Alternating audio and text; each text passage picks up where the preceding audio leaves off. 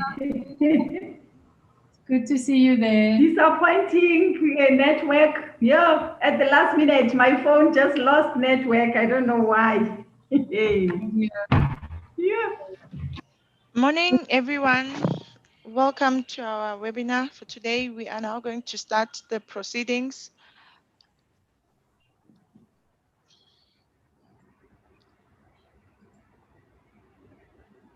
Can I ask the panelists to mute their mics, please?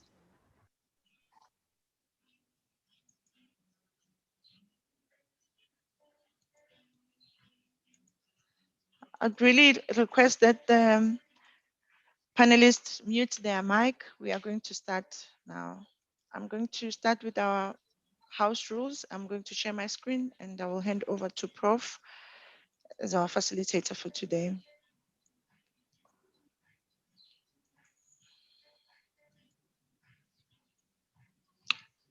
Welcome to our webinar, Amanzi Water Food Launch for Online Opening Access Training of Trainees Course in Agricultural Water. These are our housekeeping items. We request that delegates only make use of the video function when speaking. Remember to look at the camera, not the screen. Mute your mic if you're not speaking. Use the chat to post questions or raise hands to share ideas and engage in our event. Wait for the facilitator to call on you to unmute your mic. Presentations will be made available via email. This is how you access the webinar question. At the bottom of your screens, there's an icon that says participants, and then there's the next one that says Q&A. That's where you click all questions related to our launch today. And then when you want to type other chats like greetings, as I was just typing and welcoming people, I would ask people to introduce themselves. That's the webinar chat. So also the bottom of your screen next to a green button that says share screen, that chat box. That way ask everyone to communicate with us. We will be given a chance to speak once after the presentation. The facilitator will then ask if there are any questions, and then if there's anyone, then we'll unmute your mic and then give you the chance. So we ask that our panelists switch off their videos and mute your mic when someone is speaking, and then once it's your turn to speak, then you can show your video and then you can then do your presentations. This is our program for today. There's a change at the opening. It will not be done by Mr. Desigan Naidu. It will be done by Professor Stanley Lipatsi. And the closing remarks at the end will be done by our CEO. I will now hand over to our professor, the facilitator, Mr. Lipatsi. Thank you and welcome everyone. Prof, over to you. Your mic is muted, Prof.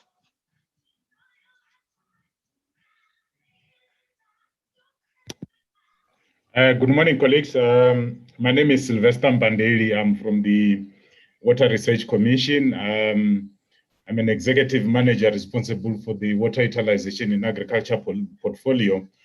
I would like to welcome you all to this webinar to launch online open access training of trainers course and #, student challenge. We are not doing this alone. We've got our key strategic partners, which is Rhodes University, University of Mpumalanga, and also farmers who are actively involved in this project. And as Tobile has highlighted, we have got very interesting lineup. As she has indicated, Mr. Desigan Naidu, our Chief Executive Officer, it's not around due to other commitment.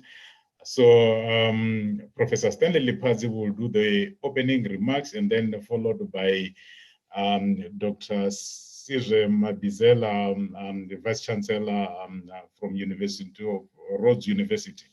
So without wasting much time, I guess Prof. Lipatsi is online already. I'm going to give him an opportunity to do the opening remarks, and then from there you followed by the Vice Chancellor. Over to you, Professor Lipatsi.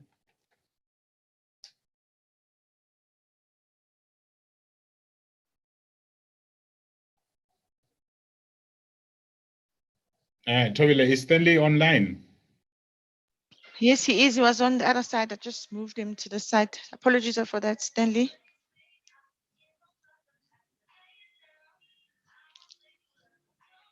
Stanley, you're on the panelist now. You can talk. The floor is yours. Okay, I got the mic. Thank you so much. Good morning, colleagues. Can you hear me? Yes, Yes, we can hear you, Stanley. Morning. Okay, let me turn also my screen as well. Okay, thank you so much for the opportunity actually to speak in this important seminar that we are having today. But maybe first of all, I would want maybe to convey the words of welcome. Welcome to all the participants and all the people who are going to speak today. But I think the panelists in particular, Prof. Hela, not Sisika, sorry about not pronouncing your name properly, but also we have from Rhodes University, we also have Mr. Gerard Falyoun, actually from University of Mpumalanga, and Mr. Chamu Mutambo from the Fort Cox Training Institute, and also Busisiwe Peter and the team from Voto Bubami. So, and I also want to express my special welcome to the VC and principal of Rhodes University, Professor Sizoma Bizela. So it's an honor actually to have you in this seminar. Welcome all participants and all the people actually who have joined us today.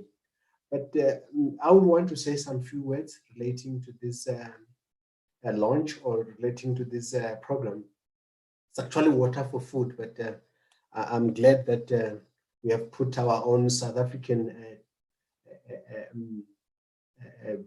what can I say, seasoning in it, and we call it Amanzi for food. I think what is much more important is that when you look historically, you find that all historical human settlements were indeed influenced by the source of water, especially sustainable water supply, and which means that water security is very, very important. Why should we have a sustainable water supply? Because we need that for food, we need that to grow our businesses, we need that for health, we need that for everything, because water is in the center of it all. That's what I always say. And in DWS, they always say water is actually a mega nexus, because without it, actually there's no life, there's nothing we can do. And in the DWS, we also have a program that we call Water Energy Food Nexus, which actually also emphasizes the same thing, that water is indeed in the center of it all. The same with a going concern business. You cannot have a going concern business that has got no water access or sustainable water access. This also goes even to businesses that people may never thought about, like mining companies. Mining companies cannot have sustainable businesses without water, whether it's groundwater or it's water from the river. They need water for them actually to be able to succeed and grow and make money.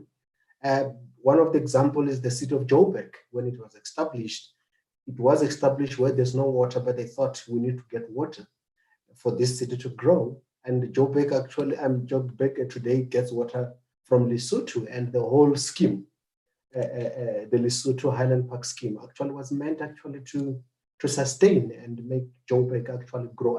Today, the whole Gauteng actually to grow, because everybody benefits from the water that rainwater actually supply. Where am I going with this? What I'm trying to say here, as I said, water, it is in the center of it all, is that water has been put in the central stage. It's in the center stage, of course.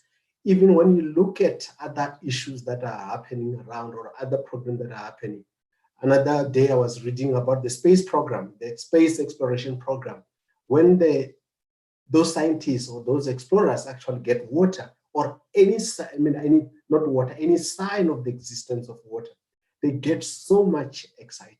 Why such a hula balloon when they get such water? Because water actually is where water life begins. There's no existence of life without water. So when they get water from whatever planet that they or a sign of water, they start to think about life or how people can go to that planet and live. So without water, actually, they can realize that it is actually impossible to have that.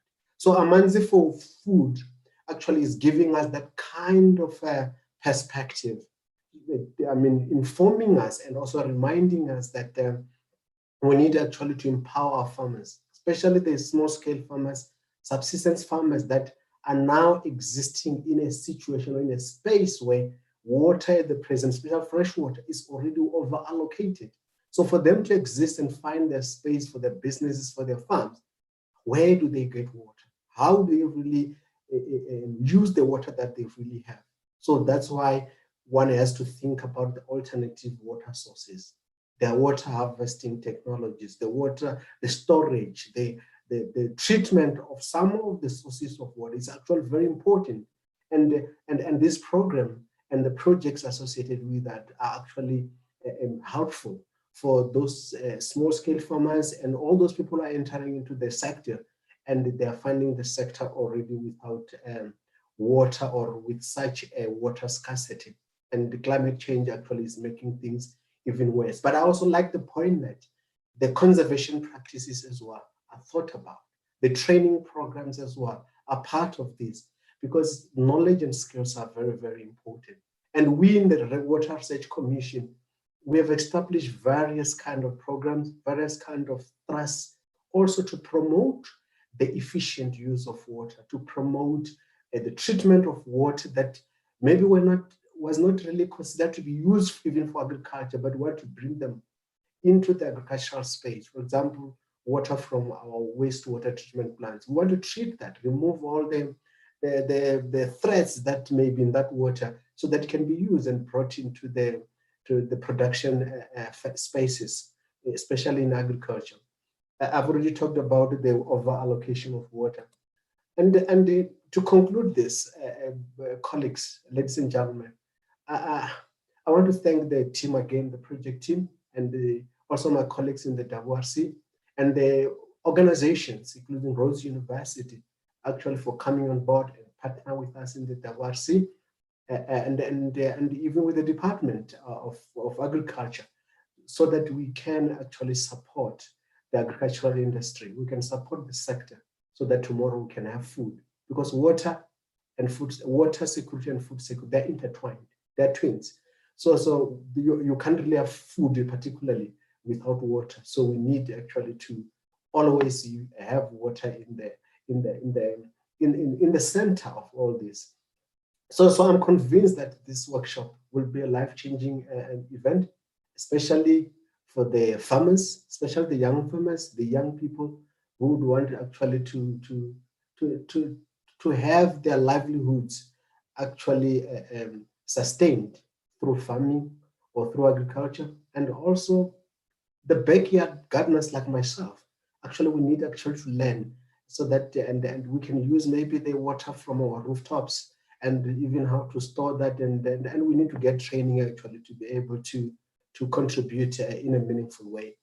And I wish all of us, particularly you as participants and the speakers as well, a very insightful workshop or webinar. Through those words, or by those words, Program Director, thank you so much. Thank you so much, Professor Lipazi. We really appreciate your opening remarks. Colleagues, as I've indicated to you, obviously our next speaker is the Vice Chancellor and Principal from Rhodes University, but I wanted to sort of echo or add on what Prof. Lipazi has indicated. I'm glad that today we have got this webinar with our strategic partners, based on the fact that when we had a workshop in 2016, we were still trying to figure out and putting our ideas and generating knowledge and so on. I'm glad that now we have reached a stage wherein we are now moving away from theory to practice. And as a result of that, we have also managed to put this project as part of our demonstration sites. This is the initiatives that have been started by Water Research Commission, and we are going to continue working with our partners because we cannot be able to achieve all the objectives. I mean, on our own, we need partners, especially for implementation. And as a result of that, Rose is one of our key strategic partners, and we would like to take our relationship to another level. Without overemphasizing issues, let me welcome the Vice Chancellor and Principal of Rhodes University, Dr. Sizwe Mabizela. Over to you, Dr. Mabizela.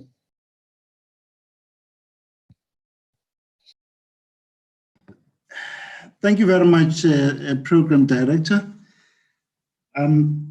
My reception is rather unstable, and so I'm going to turn off the video, but at least you have an idea who is speaking to you. No problem. So thank you very much, Program Director. I want to greet the CEO of the Water Research Commission, Mr. Desika Naidu, who is in absentia.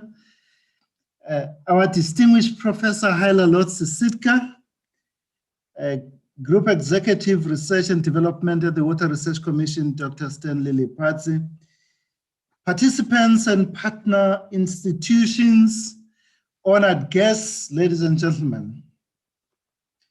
It is a signal honor and a great privilege for me to welcome you all to this special webinar engagement, whose primary purpose is to launch a truly exciting initiative, an online open access training of trainer schools. Permit me from the outset to acknowledge with profound gratitude and deep appreciation the productive and mutually beneficial partnership we enjoy with the Water Research Commission. The Amanzi for Food Research Program was initiated as a response to the Water Research Commission to develop an action-oriented approach to sharing research-based information on rainwater harvesting and conservation in the agricultural sector, with emphasis on smallholder and household food production settings. This innovative program has over the years developed a co-engaged learning network approach that crosses boundaries between universities, colleges, municipality, extension services, farmers associations, and farmers. On that score, I must acknowledge with great appreciation all the partner institutions that are actively involved in this innovative initiative. These, of course, include the University of Mpumalanga, Fort Cox, College, and others. I must indicate that we value and treasure the partnerships we have with all our partner institutions. Program Director, it is a truism that knowledge enables agency of people. Knowledge enables agency of people. Equipped and empowered with knowledge and skills, people can take charge of their circumstances and their future. And to borrow from former Deputy Chief Justice Dikgang Moseneke, they can be their own liberators. They can liberate themselves from the darkness of ignorance, doubt, hopelessness, and despair. So this launch of the online open access training for trainers course marks a significant milestone in our quest to place our knowledge, skills, and expertise at the service of our society. As a public institution committed to the public good, we are delighted that this course will contribute meaningfully in addressing critical issues of food security, water harvesting, and water conservation. I'm confident that this initiative will inspire and drive greater curriculum innovation in our agricultural colleges and TVET colleges. It will support farmers and extension officers in ensuring that the agricultural practices we adopt are not only able to respond to our pressing and urgent needs, but that they do so sustainably. The second of the 17 United Nations Sustainable Development Goals focuses on ending hunger, achieving food security and improved nutrition, and promoting sustainable agriculture. This initiative will contribute significantly in advancing this critical goal. Productive utilization of available land and land water resources by smallholder farmers and household food producers holds a key to addressing the challenge of food security, hunger, and malnutrition. Of course, linked to this is the harvesting and conservation of rainwater for food production. Program Director, I must publicly acknowledge, celebrate, honor, and salute distinguished Professor Hailalot Sitka for the pivotal role that she plays in this initiative. In fact, under her visionary leadership, our Environmental Learning Research Center has developed into a global center of excellence in sustainable education. The innovative ideas that have been generated in her center have influenced many and diverse fields of human endeavor. And one of the hallmarks in her work is involvement of communities. This is in acknowledgement that knowledge does not just reside within the academy, but that vast amounts of knowledge can be found in communities. So it is in harnessing this knowledge and wisdom that has been passed from generation to generation and sharing it with others that we can ensure sustainability of our communities. It is in recognition of the existence of such knowledge and wisdom that we can all work together with our communities to co-create solutions to challenges that face us all.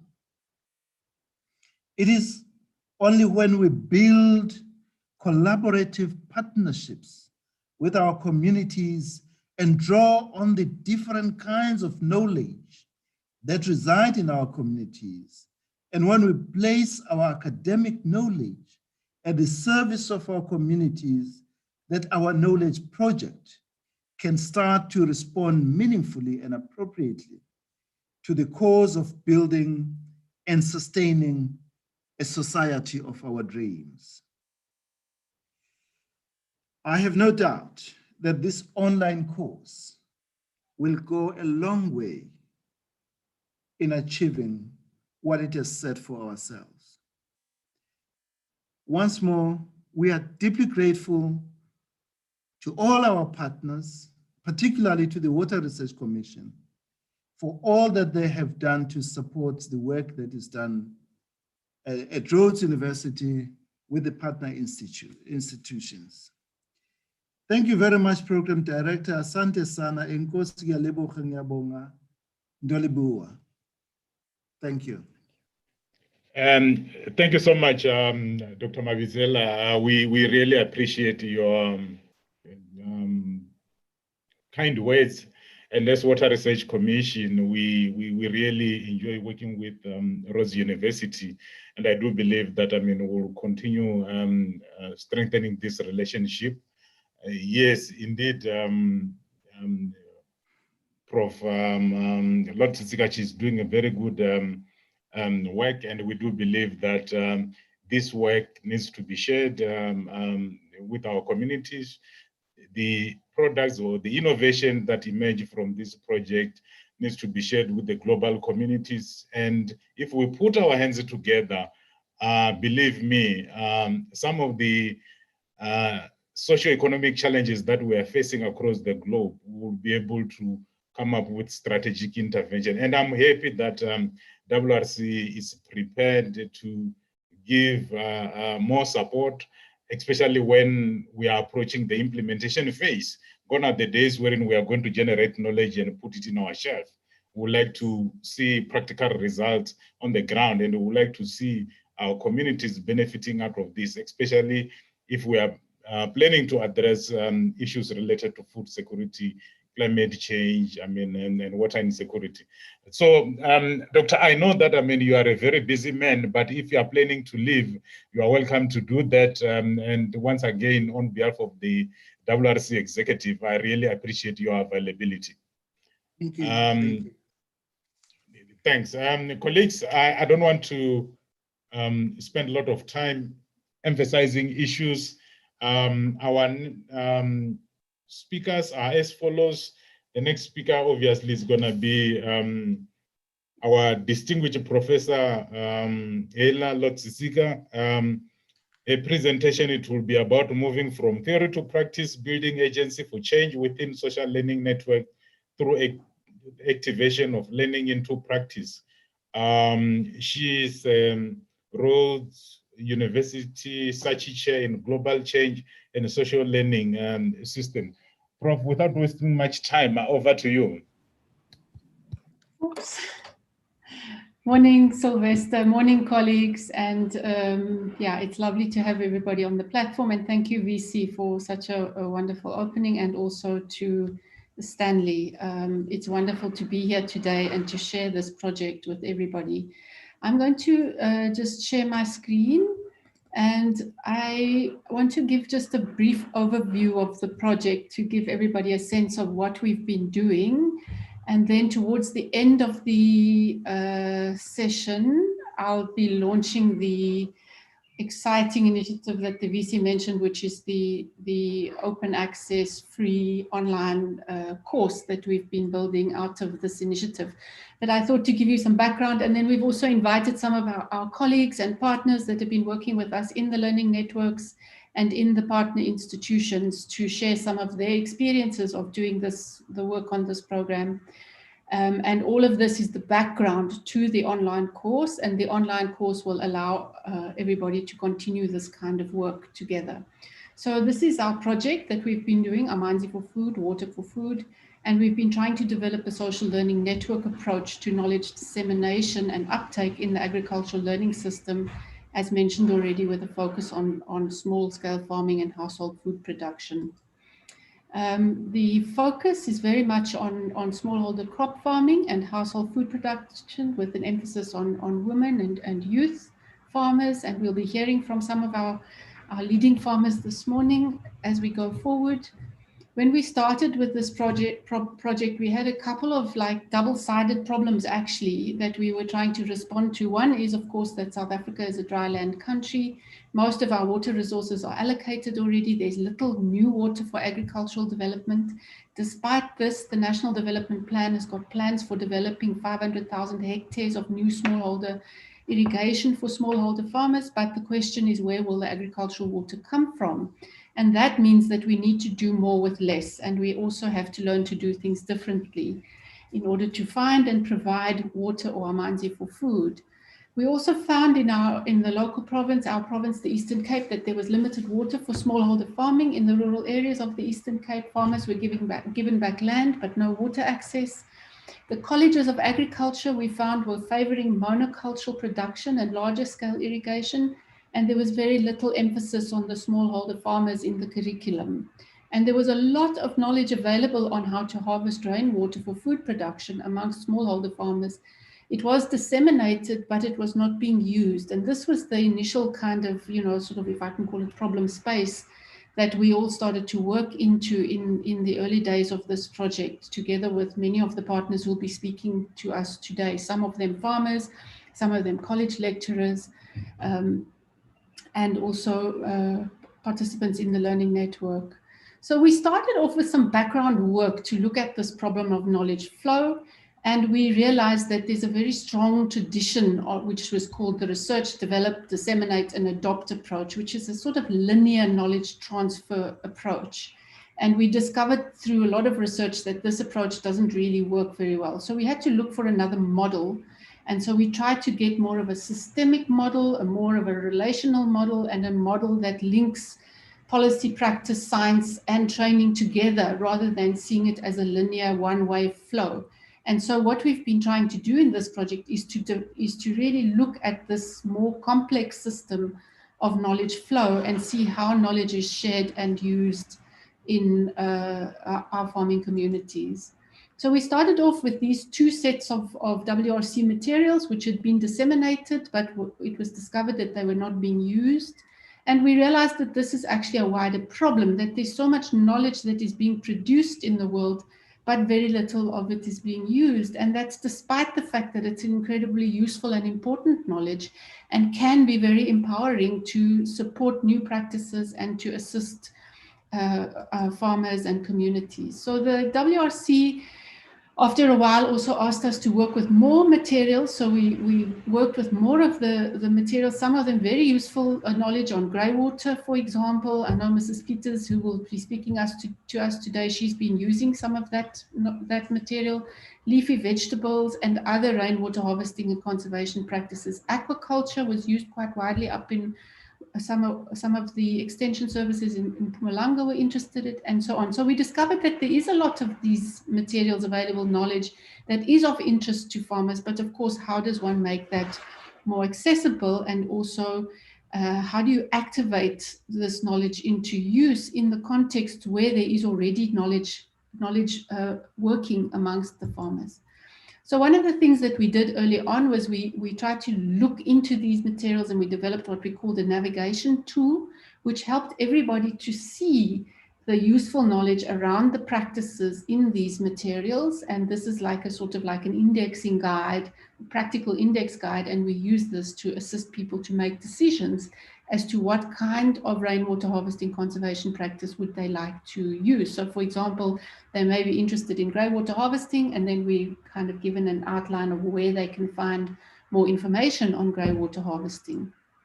Here's a more detailed picture of the navigation tool, and it's quite detailed. It has a lot of different, very, very useful information on how to build dams, how to use drip and trickle irrigation, and so on. And we discovered that there were 26 different rainwater harvesting and conservation practices that could be used by smallholder farmers.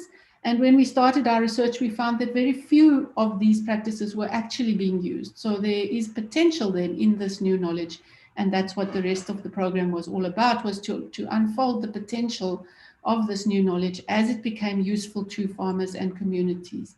So we did contextual profiling, and we started to build learning networks. Here's an example of some of the contextual profiling, trying to understand what it is that the farmers were struggling with. Here we can see a picture of elderly farmers who were really struggling to bring water to their fields.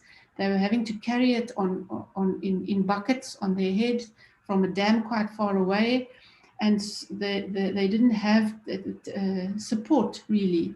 And then another issue that came up was that there was a need to continue to include youth in the farming system, and I'm hoping that Ludwe and Tolly will talk to that, being some of our leaders in that particular area in the network.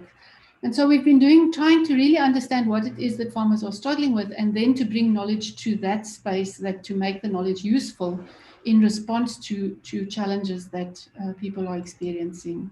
We also have been looking at what's been going on in the agricultural learning system with Chamo and Gerard from our agricultural education partner programs. And what we discovered there was that the agricultural training institutes are shifting to becoming centers of excellence with specific regional mandates. They're trying to develop more competency-based approaches, and they're needing to go into specialization. And with that, there's implications for water knowledge. And a big study that was done nationally on agricultural learning system really made a big argument that this should become more farmer-centered. And this has implications for how the college serves the farmers, and Uchama will talk to that further. And of course, this has also implications for extension services, where a social learning approach has been put forward in the draft policy, and the extension services need to also be able to work with research, with education, and with extension being more closely linked and around the farmer in the center, as you can see from this little graphic here. So we've been forming and mapping the learning networks that have been involved in the rainwater harvesting and knowledge sharing with the help of Luke Metlerkamp, one of our postdoc scholars, done fantastic work to help us map who's linking with who and what kind of knowledge are they sharing, and mapping out also the role of the learning institutions in the learning network. And you can see here the Fort Cox Agricultural Training Institute, our own learning center, and how the learning centers are actually quite important in facilitating the sharing of new knowledge into local learning systems. We've had the IBLM, the Mboto Bobomi Learning Network, which is the Eastern Cape Learning Network, has been such a dynamic and vibrant learning network that's just been, growing and doing so many interesting and creative things. And we'll hear more about that from them later on. Just a little image of some of the things they've been doing: radio programs and building demonstration sites, doing courses, learning together, supporting elderly women, trying out new practices and more, and of course being successful with their food production as well. In Mpumalanga, we've been working with the University of Mpumalanga, and we also worked on establishing a learning network there. You can see here the learning network growing, and this was an interesting learning network because it stretched across the province, and so it had to have sub-networks. And Gerard will tell us a little bit more about that as he shares the work from that site. We've also worked a bit in the Northwest Province with Taung College. They started what they call the Pula-wise learning network. They've had slightly more difficulties in getting the learning network moving due to a lot of challenges in the college, but nevertheless, there has been some interesting demonstration work there as well. And then we developed this training of trainers program, which is we've pilot tested this program now quite a number of times, and this is the one that we're now going to launch as an online program. So I'll just share with you some of what this is about. It's a program that helps to activate the use of this new knowledge, which we were talking about just now, that's coming from the WRC and other sources. It also focuses on developing productive demonstration sites together. So it facilitates a co-engaged social learning approach. And today we're going to launch the free online course that this Training of Trainers program does. And by Training of Trainers, we mean that anybody who does the course can train somebody else. So you'll see from our community members just now, Toli and his team, which is a youth co-op, they did the course and they've been training other people to do these rainwater harvesting practices. So it's an open access and anybody can come in and do it, and then also support other people to learn, which is of course the important thing.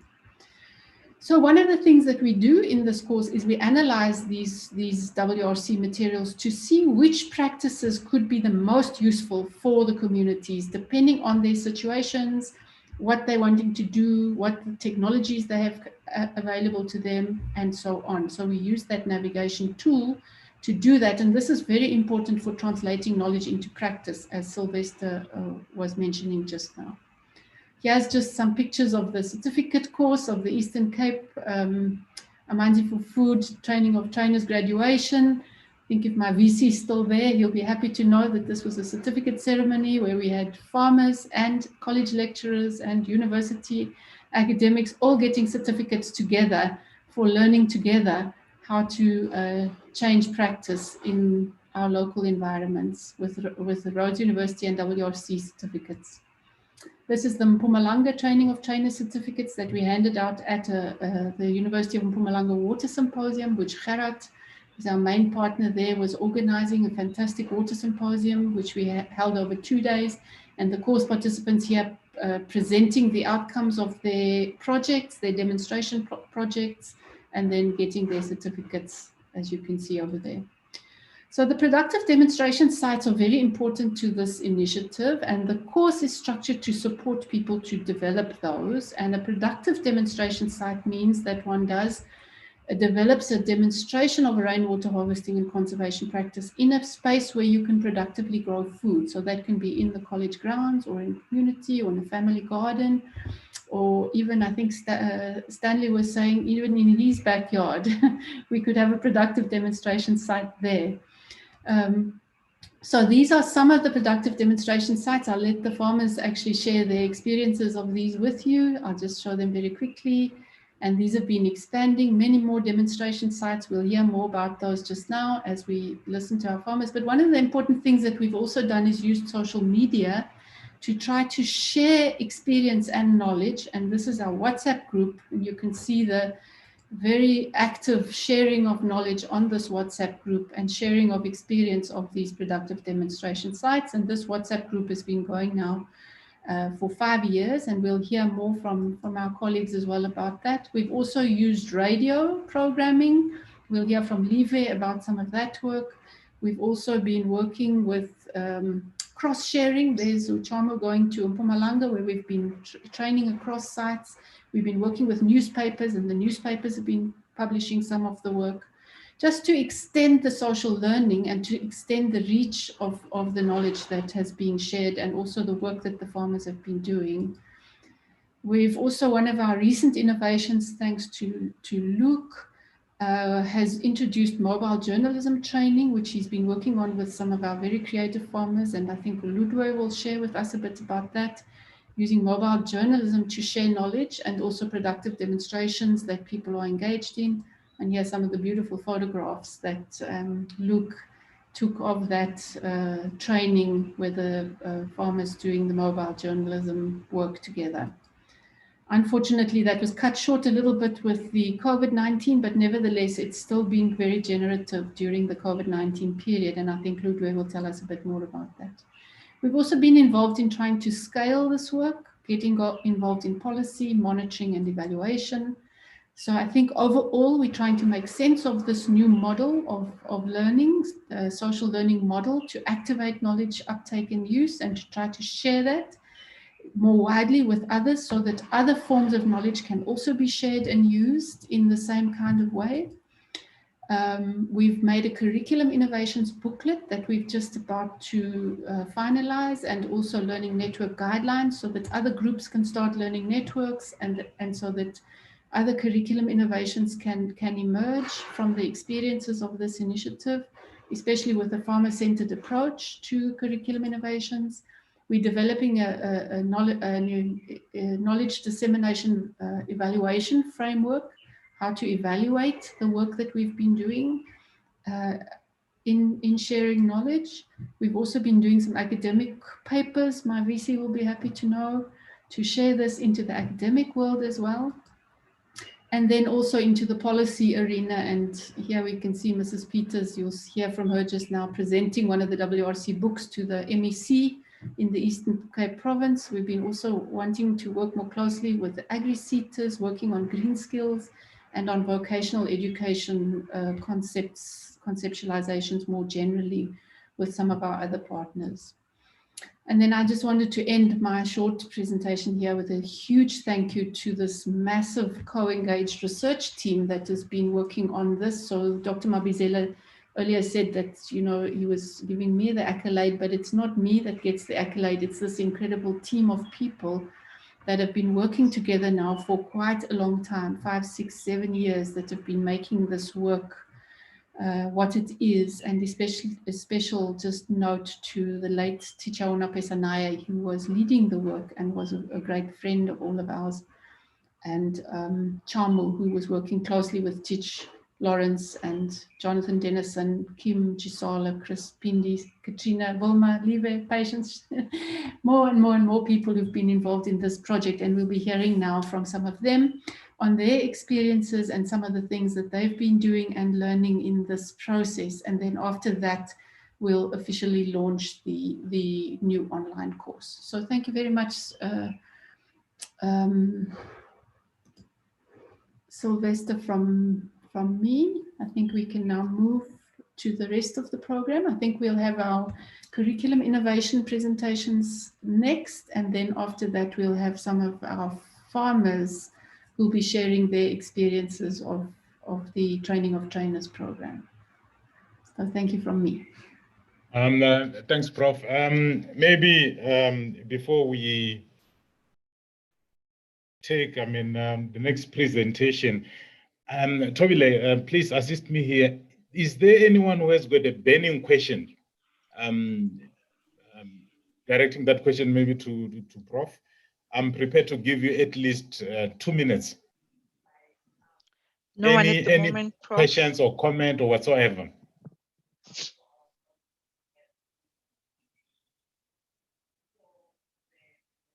It seems like colleagues are okay. They are. Oh, there is one, Prof. Kolisa. Kolisa, go ahead, please. Kolisa, I've unmuted your mic. Good morning, everyone. Good morning. Kolisa Trebi, sorry. I think there's two Yes. Kolisas. It's Kolisa Trebi that needs to speak, not Kolisa Dwani. Yes. Go ahead. Yes, thank you. Thank you to the organizers and all other people online. I'm in the rural Eastern Cape, in the coastal eastern area, and I'm experiencing,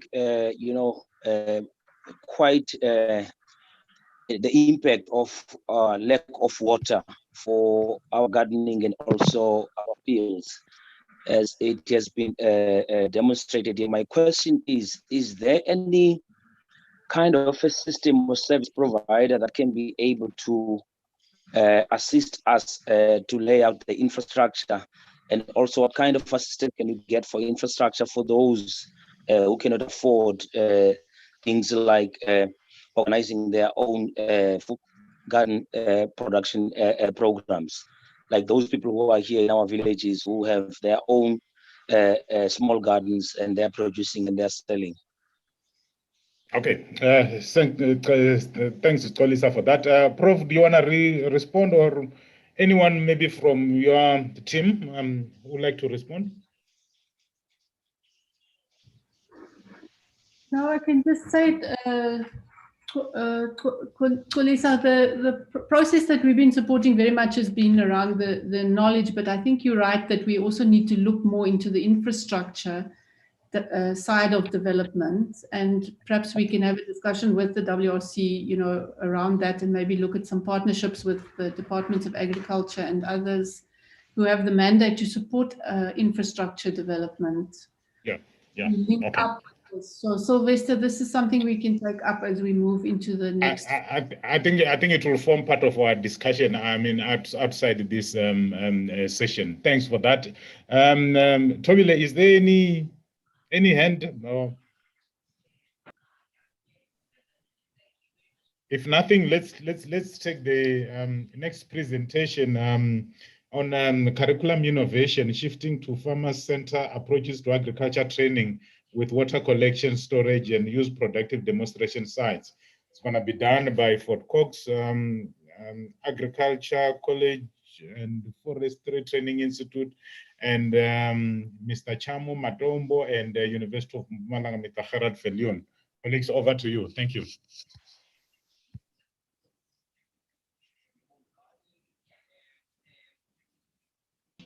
Okay, thank you very much.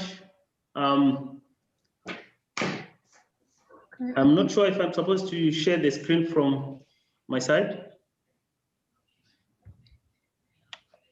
Okay, I think Lulu's going to share Chamo.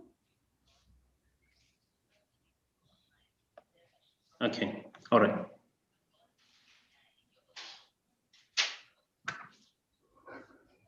Okay, thank you very much. Lulu, top displays at the top. Let me.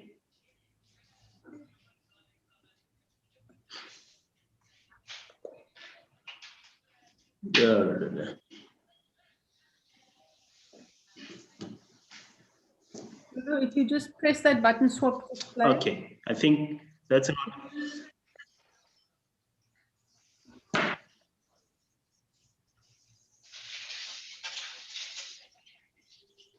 Can I start now? Yes, I think go for it, Chamu. Yes, go on, please. Okay. Okay, thank you very much. And I think I'm quite audible. I also will not be keeping my video on for purposes of the network, which is a bit unstable. But I think you can all see the face that is talking to you. My name is Chamnoro Matambo. I'm a lecturer in Fort Cox, specializing in agricultural engineering. I'll switch off my video now. Let me just take this opportunity to recognize the presence of the various colleagues from the WRC, Rhodes University, University of Mpumalanga, and the farmers that we're working with in this program. As indicated, I'm working at Fort Cox Agriculture and Forestry Training Institute, which is in the Eastern Cape, in the Raymond Mhlaba municipality region. How we got involved in this program of the Amanzi for food is very, very interesting. Sometime in 2014, Rhodes University was it partnered with the Water Research Commission, and their purpose was to pilot a systems-oriented knowledge dissemination model for the agricultural rainwater harvesting and conservation techniques. And in doing that, they approached us as Fort Cox to see how we can work together to pilot this project. So as Rhodes University approached Fort Cox, they had aimed to make Fort Cox an anchor institution whereby a network could be organized around the Fort Cox as an agricultural institution.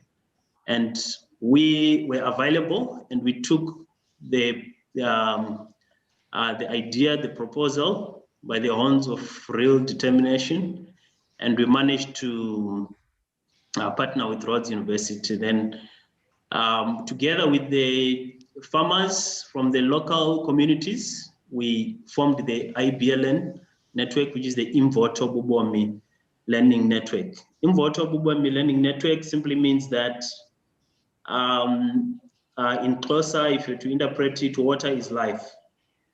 So we decided to form the network around the issues of agricultural water. So it was basically rainwater harvesting and other conservation techniques. So as we came together with Rhodes University to establish the network, we embarked on a training of trainers course. Can you go to the next slide, please?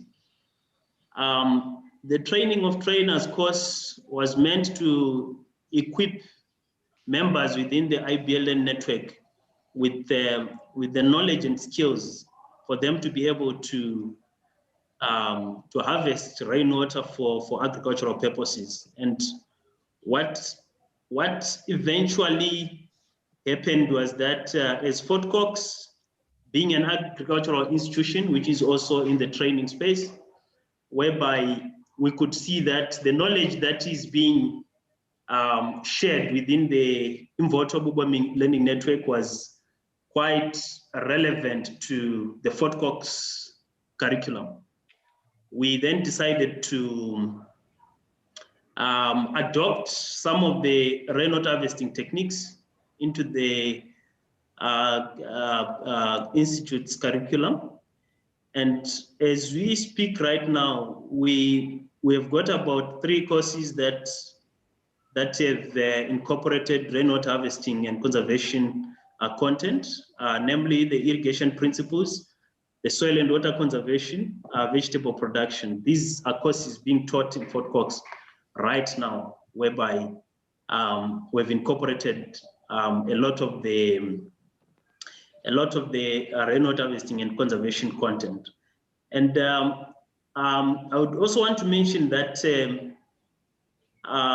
we are getting the content mostly from the WRC material, which was shared to us by Rhodes University when we first embarked on this Amanzi for Food project. So we have since placed some of the materials in our library, and students are taking turns to borrow the books to use them in their studies. As I've already indicated, there are courses that are talking directly to the content that is existent in those WRC materials. So as Fort Cox, we saw it fit that for many reasons we establish demonstration sites. The demonstration sites, can you go to the next slide, please? The demonstration sites that we are currently having in the college firstly to do with the trench bed technique, the farm pond technique, the grey water harvesting technique, the rooftop rainwater harvesting techniques. So what you will find is that we are actually working on these demonstration sites currently, harvesting the water and using it to produce quite a number of crops. So these are basically productive demonstration sites that we are talking about. So you'd find that the major benefits for the demonstration sites will be firstly the teaching of students. Students they go there to for their classes.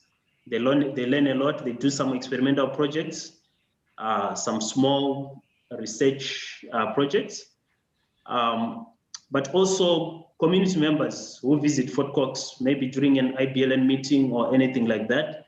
They also visit those sites. And then we also have high school students who normally come on excursions.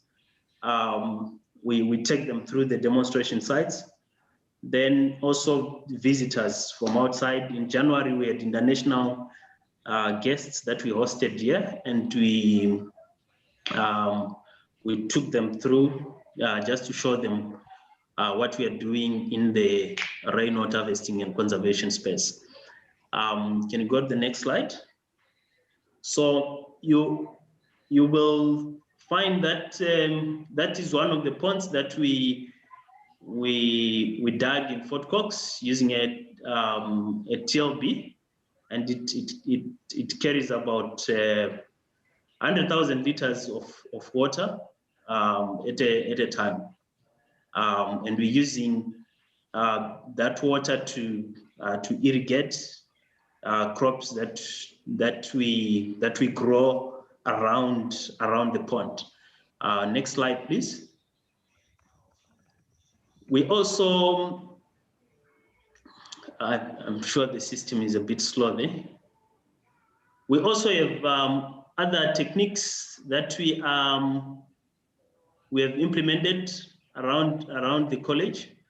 Firstly, let me mention that with almost all the rainwater harvesting techniques that we have implemented, we use drip irrigation, because the main reason there is we want to conserve that water which we would have captured and managed to store, so that it doesn't quickly run out and we are back start again. So we have been implementing drip irrigation with almost all the techniques that we have implemented. So with the farm pond technique, with the rooftop rainwater harvesting, with the grey water harvesting technique, we've been implementing drip irrigation. Like you can see there, we do have a grey water harvesting system at a house, whereby water is being harvested from the house. It's taken through some purification process, and then it is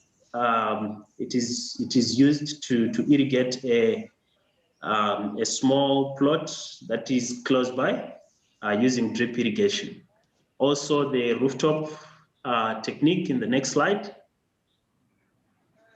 Okay, can you go to the next slide? And this would be the last slide. Just a few reflections from Fort Cox that I want to indicate. The slide before, please. Okay, thank you. A few things that I want to indicate there are that it was very strategic for Rhodes University to partner Fort Cox in a project like this. Why? Because the activities of the Amanzi for Food project, they are well aligned with the objectives of the college as a whole in teaching and learning, which is why it was easy for us to incorporate the content for rainwater harvesting and conservation into our curriculum, but also in terms of community engagement and in terms of research and other things. So you find that it was very opportunistic for us to. Is someone talking? All right. Then, secondly, I would like to mention that our students participating in the ILMAs that we are normally carrying out from time to time, it has given them an exposure to the working with communities that are doing the development work, etc. And then the tangible actions of the Imvoto Bubom, which is basically the ILMAs and other things that we share and show each other on social media, they are encouraging and is the things that keep the network going. Then also the IBLN was formed as a knowledge sharing platform, a learning platform, whereby there are no direct material benefits that are accrued out of being a member of it. So those members who would probably want to join with the mindset of having to benefit materially, they've fallen by the wayside. That's one other lesson that we learned. And then lastly, we found the WhatsApp platform to be the most effective in the knowledge sharing process. Unlike the other platforms that we have tried, like Facebook and the web page, etc.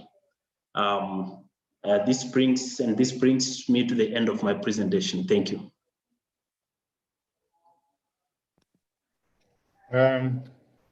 Thank you so much for this, interesting presentation. We really appreciate that.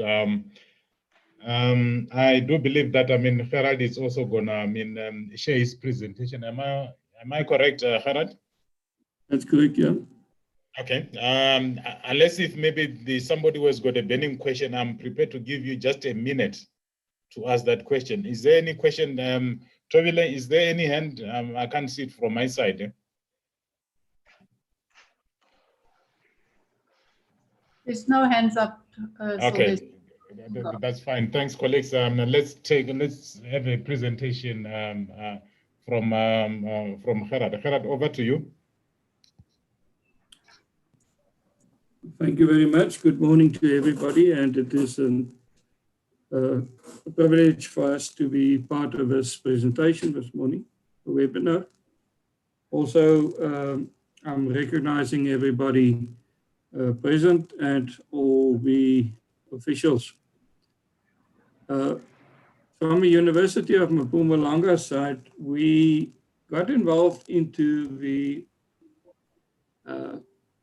Amanzi for Food project when the university incorporated the Lowveld College of Agriculture.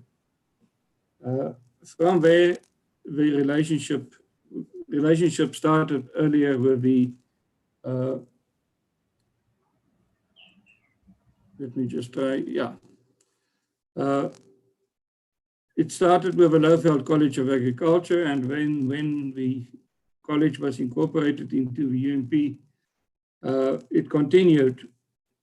And then with the assistance and with involvement of Rhodes University, we then started to form the Amanzi, Mpumalanga Amanzi for Food Learning Network, which is Sinakekela Busiso Simanti, which, if I am not mistaken, means we are thankful for the rainwater that is given to us. During that time, we also started with a train the trainer program, and we had 3 sessions that we tried to visit all the different areas of Mpumalanga province, because we looked at it as having it as a provincial competence of involving everybody in the province. And that gives us a very wide footprint, but it also has its own challenges. We then also had an opportunity to host a water symposium with the aim of promoting rainwater harvesting and conservation, as well as the effective water use, as Mpumalanga is one of the provinces where irrigation plays a major role in agricultural production. During the training of trainers, we had a large number of people, I think about 30 people that participated. As I said, we had the 3 sessions, 2 at the main campus, 1 session at Siabuswa campus. And we also, during that time, visit the rainwater harvesting sites at Marapiani as well as at the Hoedspruit area. And through that, we gained very valuable practical experiences on the application and how communities could get together in terms of food production and to learn from each other. As you saw from the Prof. Heila's presentation, the handing over of the certificates that took place during the water symposium in 2018. Thank you. Just to give you an indication of the value of the practical demonstration sites, and I'm taking an example here where if we start off with a diversion furrow that was made to get the runoff of rainwater into the inlet part of a tank, and this is an underground tank that was built with a capacity, I think, of 15 to 30,000 liters. And then there's a little pump there that will pump the water out for use. And if we go and look at other examples, here is 2 JoJo tanks that was put underneath the soil, underneath the ground level, with a water inlet, also a diversion furrow to take the water there. Another example of a underground tank.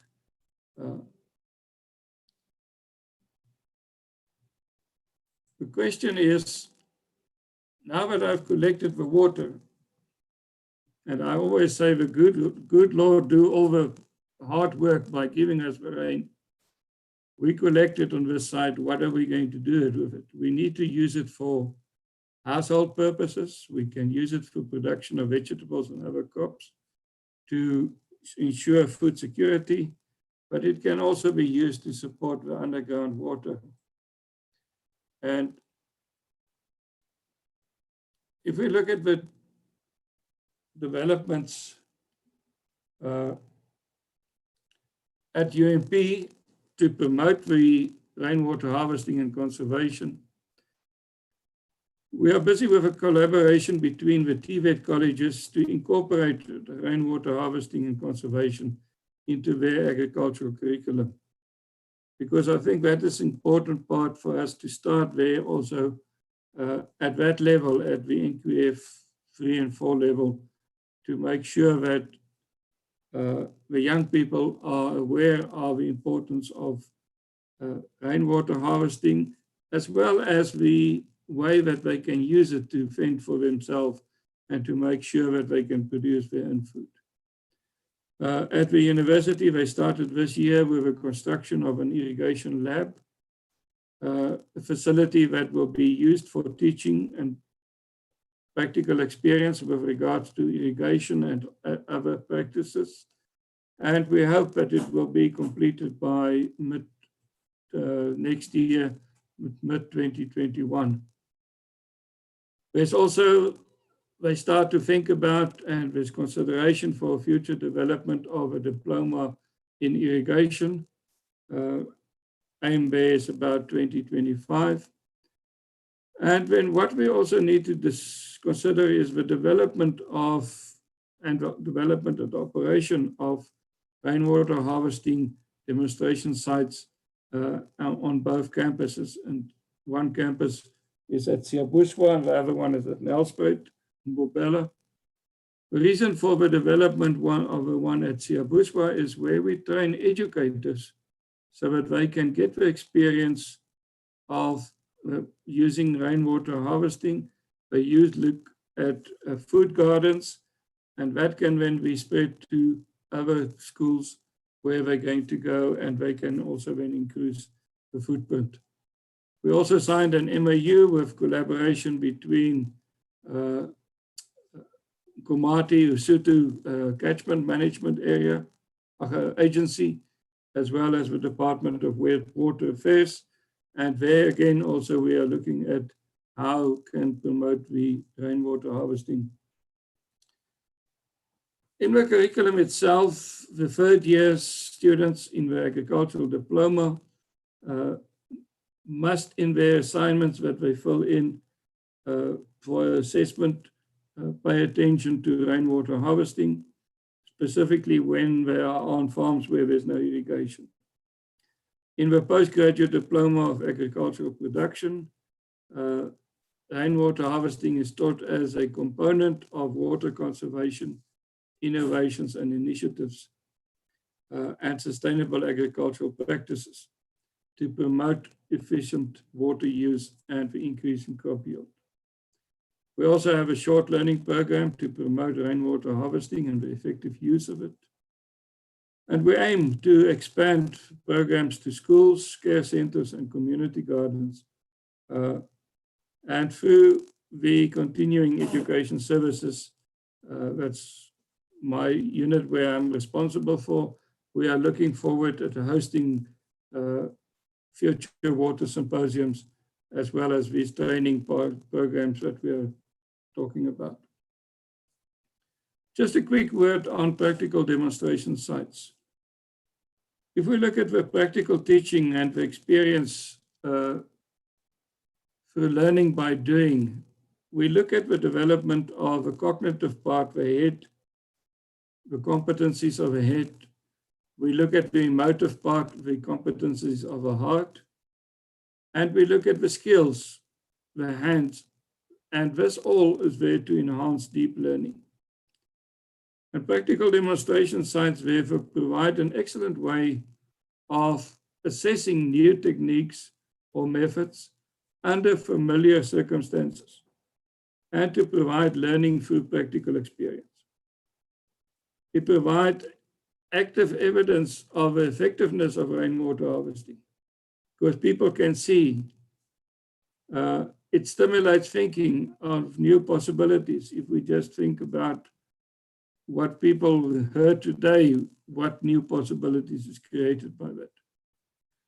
It enables higher education institutions to demonstrate a wide spectrum of methods and the effective use of the water.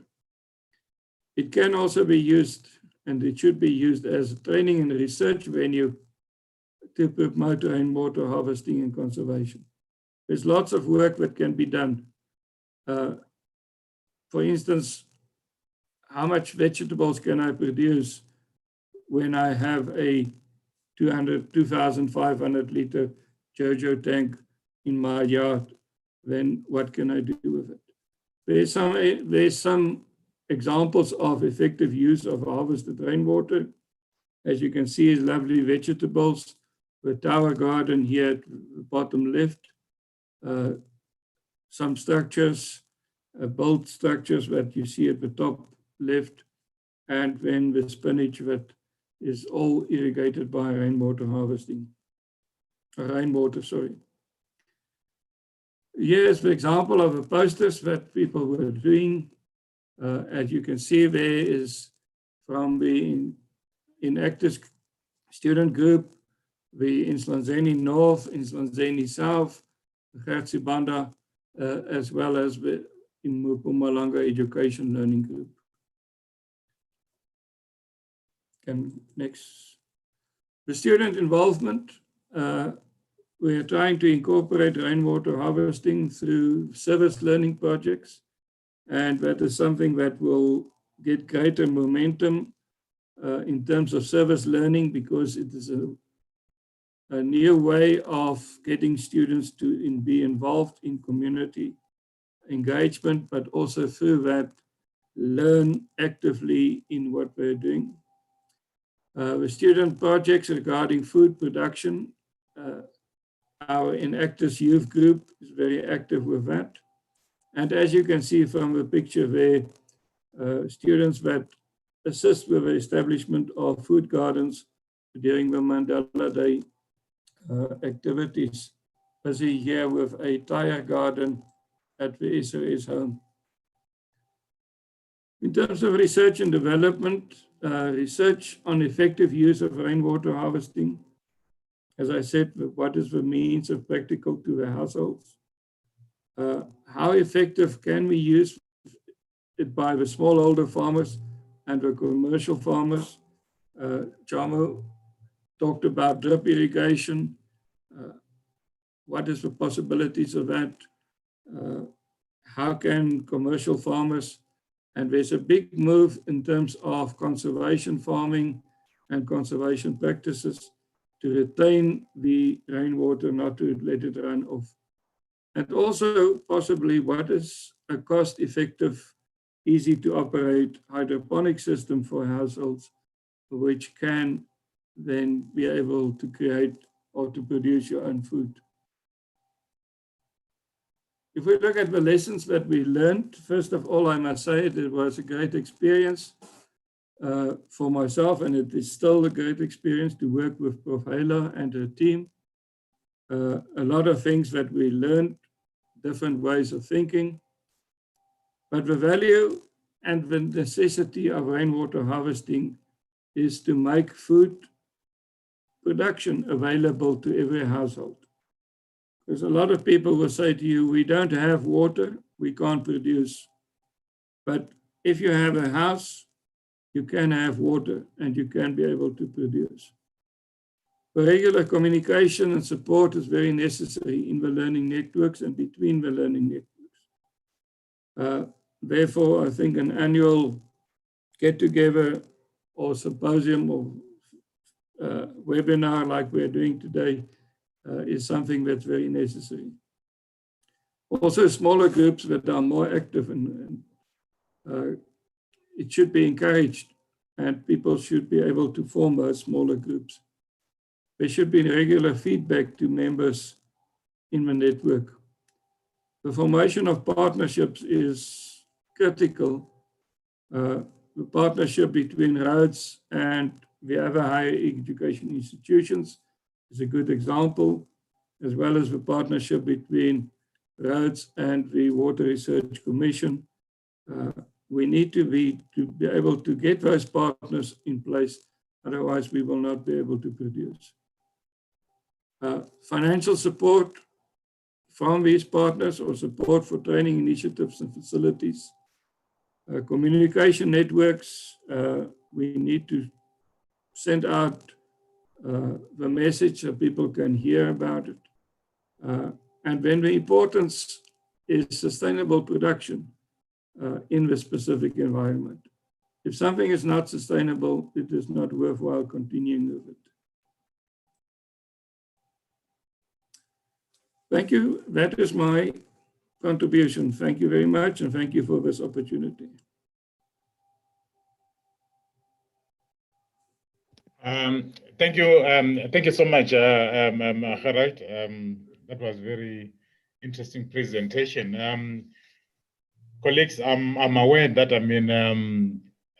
time is not on our side, but we also need to take cognizance of the fact that this is a special day. I'm gonna request you to take maybe extra 20 minutes. I know that according to our program, we're supposed to finish at 12:30.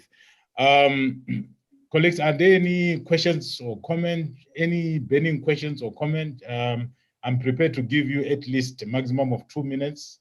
If there's nothing, then I welcome, Desigan Naidu, he's our Chief Executive Officer. And then I'm gonna take the next presentation, which is Farmers and Youth Panel. Farmers learning with the productive demonstration sites and social media tools, experience from the Imvotu Buchom Learning Network. Mrs. Busisiwe Peter, Ludwe Majiza, Koli Sandange, and Live Matiwane. Colleagues, yes? We do have one hand, Nosiseko Mdati. Nosiseko, please go on.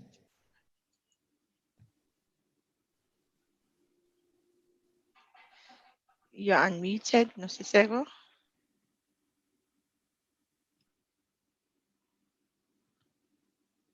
Nosiseko, you are muted.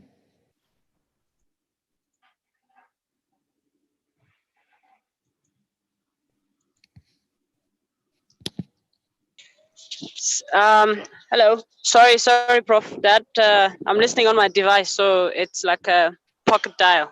Apologies for that. No problem, my sister. All right, thank you.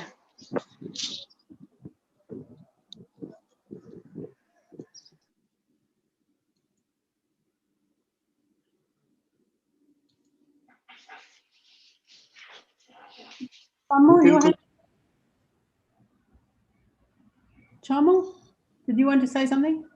Let's check. Are you still there? Oh, yes. Oh, yes. Can I go? Yes, go on quickly, Chamo. Okay. Somebody was asking, where can I get drip irrigation system? Okay. The short answer is that there are shops that sell drip irrigation equipment. Generally, all irrigation equipment shops, they do sell some of the drip irrigation materials as well, but you need to know exactly what to buy. So you may need to consult with someone who has installed it before or somebody who is specializing in that. Thank you. Okay, thanks for that. My sister, are you still there? It seems like she's not. Prof. Nosiseko says it was a pocket dial. There was no question, so I think we can go ahead. Okay, no, that's fine. Let's take the next speakers. We're gonna share presentation of Farmer and Youth Panel. Who is first? Is it Busisiwe Peter? Sylvester, I think unfortunately she keeps falling off the platform. I think she's got problems with network. So we'll ask network. Tolisa or Ludwe. Yeah, yeah. Tolisa or Ludwe, can you share the present? I'm ready, and I'll go. Okay. Yeah, sure, go. Can I just get the presentation up? It's a very short one. Lulu will lift it up in a minute. Okay.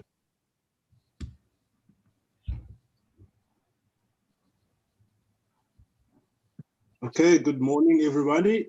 I'll be telling you about my experience within the Imvoto Bubomi Learning Network, how the network has assisted me in knowledge sharing and practical support of farmers in my local community. For purposes of the network, I'm gonna disable the video. Thank you.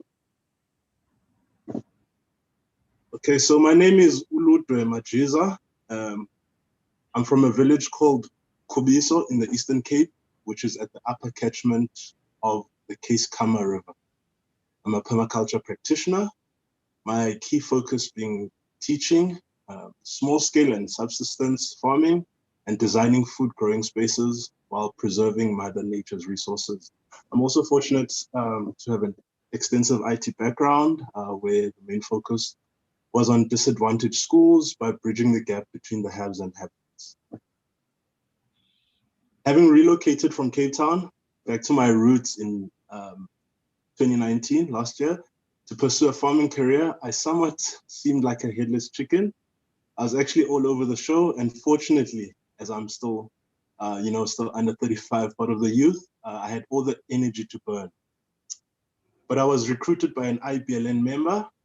She explained the invaluable support that's offered and the interesting projects that are water related with the Amanzi for Food project. Now, this is where I was able to find direction. A network that is organic and full of information through support from a diverse and energetic group made up of students, farmers, extension officers, researchers, lecturers, activists, professors, training institutions. The list goes on, guys. So most importantly, it's the type of farming that's encouraged. And to name a few, agroforestry, permaculture, well, simply put, the conservation of Earth's resources. I've been fortunate to be part of some big projects within the network. The Mobile Journalism Workshop, a first of its kind from Rhodes University, has equipped our farmers with a variety of skill sets, which can then be replicated and shared easily, like learning how to effectively use a mobile device to document one's farming techniques. I think with the youth nowadays and how they learn and what keeps them focused, is the technology. So it's highly important that we're able to use that as a learning.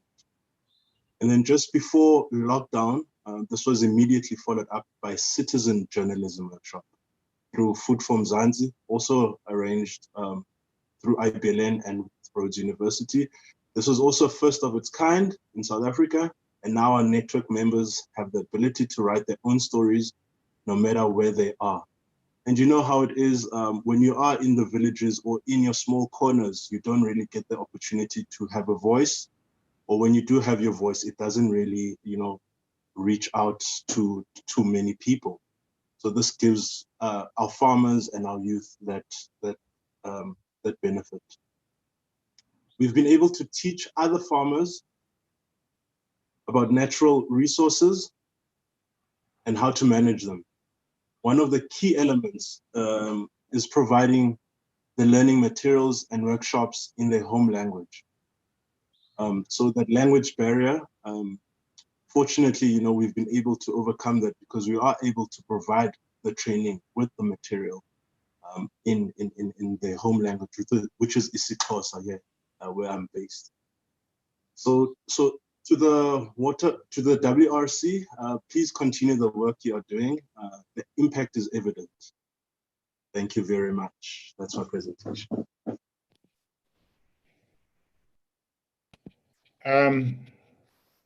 Thanks, Kolisa. That was, a very interesting presentation. I'm not sure if Live also would like to share his presentation. If not, I'll be happy to move to another speaker, which is Professor Ela Lusitsika. Just on the overview and launch of the online training of the trainer course, the Amanzi for Sufficient Food. Yes, Sylvester, we've still got Kolisa, who's prepared a presentation, and Live, if we could take them. Okay, no, that's fine. Are you ready to go? Yes, ma'am, I'm ready to go. Okay. Okay. Sorry about that, Kolisa and live. Thank you very much. Good morning to everyone. It's actually good afternoon. My name is Kolisa Dwane. I'm a young farmer from the Eastern Cape. I'm a youth. I am not working alone. I'm part of a cooperative, one of the leading members of Gumbu Youth Agricultural Cooperative. I will be presenting. Can I have my, yes, our presentation. Thank you very much. So we are, okay, let me wait. I'll just wait for the presentation to come up.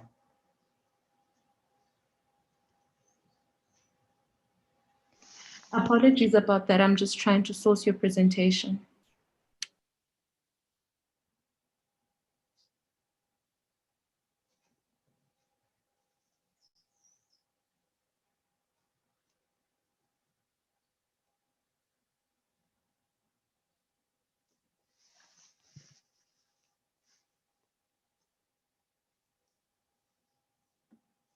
Thank you very much.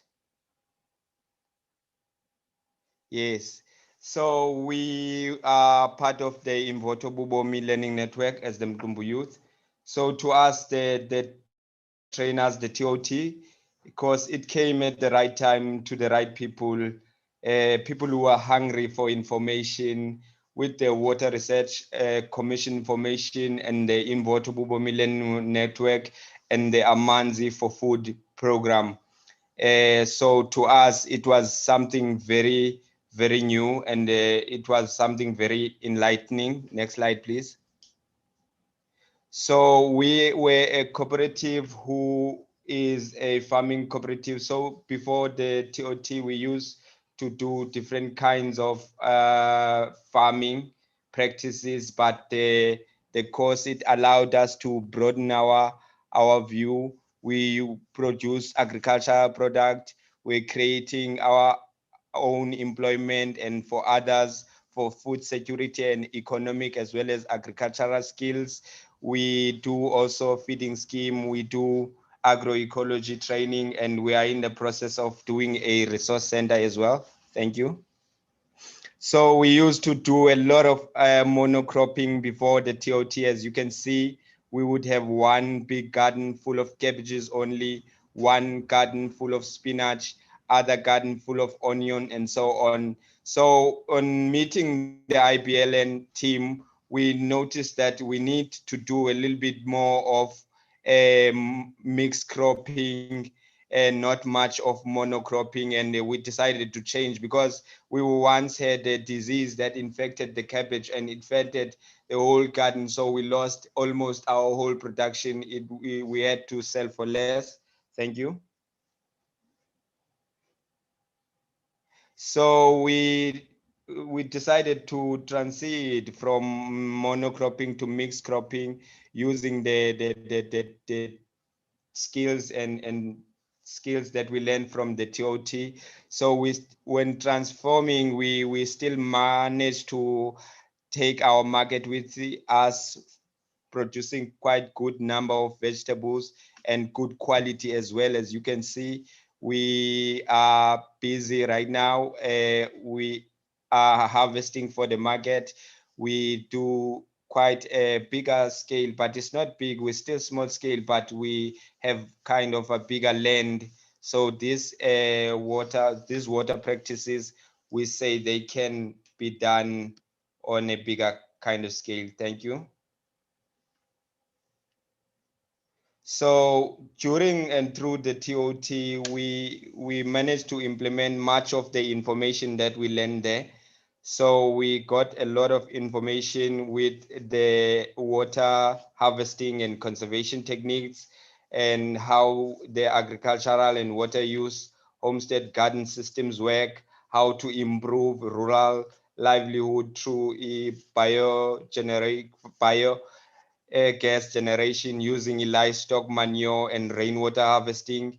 We also learned of producing these leafy vegetables in this way, and then to sustain grey water for small scale farming, because we saw grey water as another way which we can use to save the little water we had, because we truly have a water problem on our side. We can go without water for a week or 2 weeks. Sometimes it goes to a month.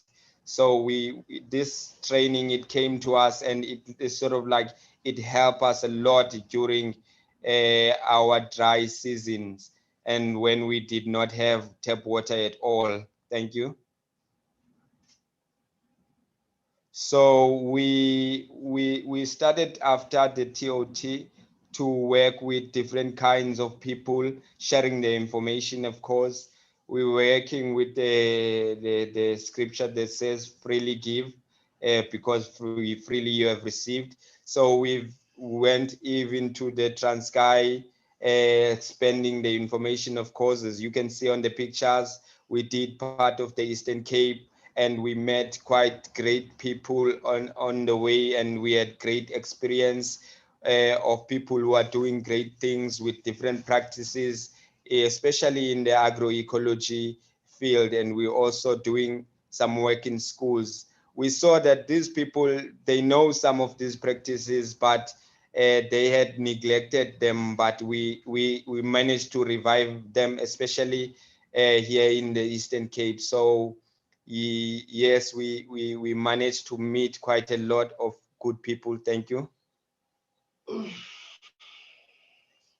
So we did a lot of almost all of these practices which we learned through the TOT, mulching, furrows, and catching of water, Jojo tanks. We went as far as seed saving on the seed. We wanted to have a whole cycle where we would have our own seed, grow our own seed, harvest it, store it. And at the moment, we are busy building a seed bank where we can store our seed so that we can share with the people. So we with the materials of the water of the WRC, it helped us a lot through the implementation process with typical problems like water holding and community household gardens, in seed and in seedling production, in pest and in disease management, and in identifying irreliable water sources as well. So in short, we are saying the information is really, really good, and we are really happy when we speaking about launching the course online, and we on our side will play our part, allow our people to go through our computers as we have to be able to participate through the online course. We're saying this is good, as it will also be able to reach the poor and the rural communities, because we are busy now trying to form a way where people can actually access the internet, and then they can through computers and laptops and also phones, so that they can easily go and access the TOT and get the relevant information, so that they can do the relevant practices, so that in the end they can be able to live and sustain themselves. Because when we looked at the practices and we looked at the way we used to do things at first, we decided that this is the best way and this is a good way. So we are thanking everyone that we've met all along the way, people who have helped us, people who are continuing to give us this knowledge and this information, all the IBLN team, all the WRC team, the Amanzi for Food team. We're saying quite a good job. Thank you very much. Next slide, please. So we try to do this to the children as well, giving the children this information. We know that the children, they're not supposed to be working, but to be learning in the garden. So we let them learn while we do the work they learn. And now we're busy. We wanted to take this whole information to the school. And now we are happy that it can be in an online version, so that our schools around can directly connect. As more technology is being used, more schools have been given some devices so that they can access the internet. So we are hoping to be working together a little bit further, so that the course which will be launched online can also reach even the poor and even the schools around us as well. Yes, thank you very much. Thank you. Thank you so much, Kolisa. That was very interesting presentation. Can we have a presentation from live? Okay. Molweni. My name is Live. Mandilive Matiwane. Yes. So Live is one of my nicknames. And that is my presentation. I'm speaking on youth and media in the project from a researcher farmer perspective. I finished my master's last year as a master's student, embarking on learning how to work with youth in agriculture. And then I've started life as a farmer this year. I'll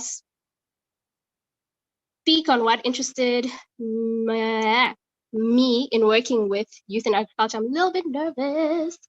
And I'll share Guti, it's a desire to invest in rural development.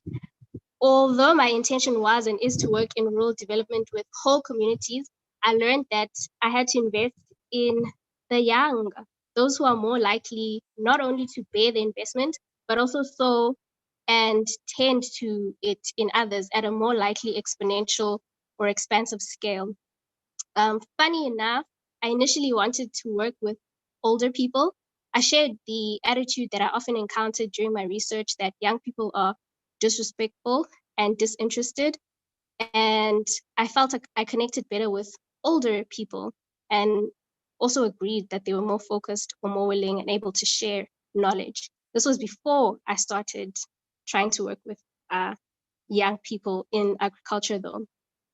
I had to let go of the mentality that I can't work with difficult attitudes or personalities, which bore the face of young people in my case, as it would hinder being able to serve through investing in rural development. Through some wisdom and therapeutic experiences, such as working with young people in the Umtati training project. That's where the picture's from, just before starting my master's. I opted to then work directly with whom the investment needed to primarily be made. Next slide, please. Working with youth within the IBLN has further cemented positive attitude and positive experiences of working with youth in agriculture.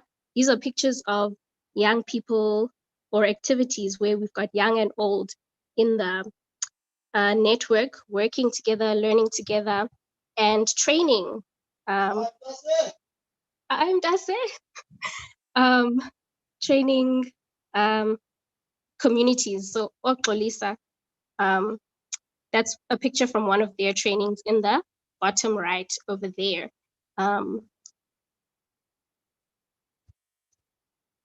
Yeah, working with other young people in the IBLN has availed resources and opportunities for learning, not only for me, but other youth colleagues.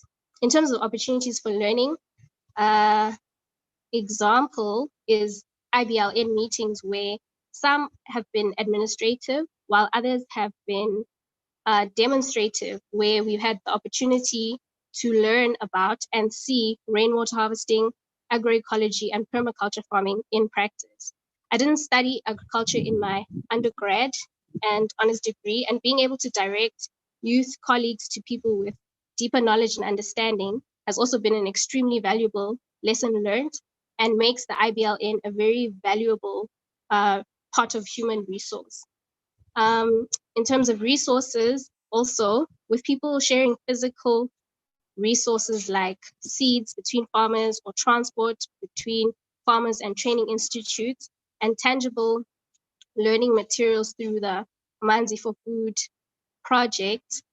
There have been many resources shared in the project that we've had access to as young people as a consequence of being part of the network. Another thing is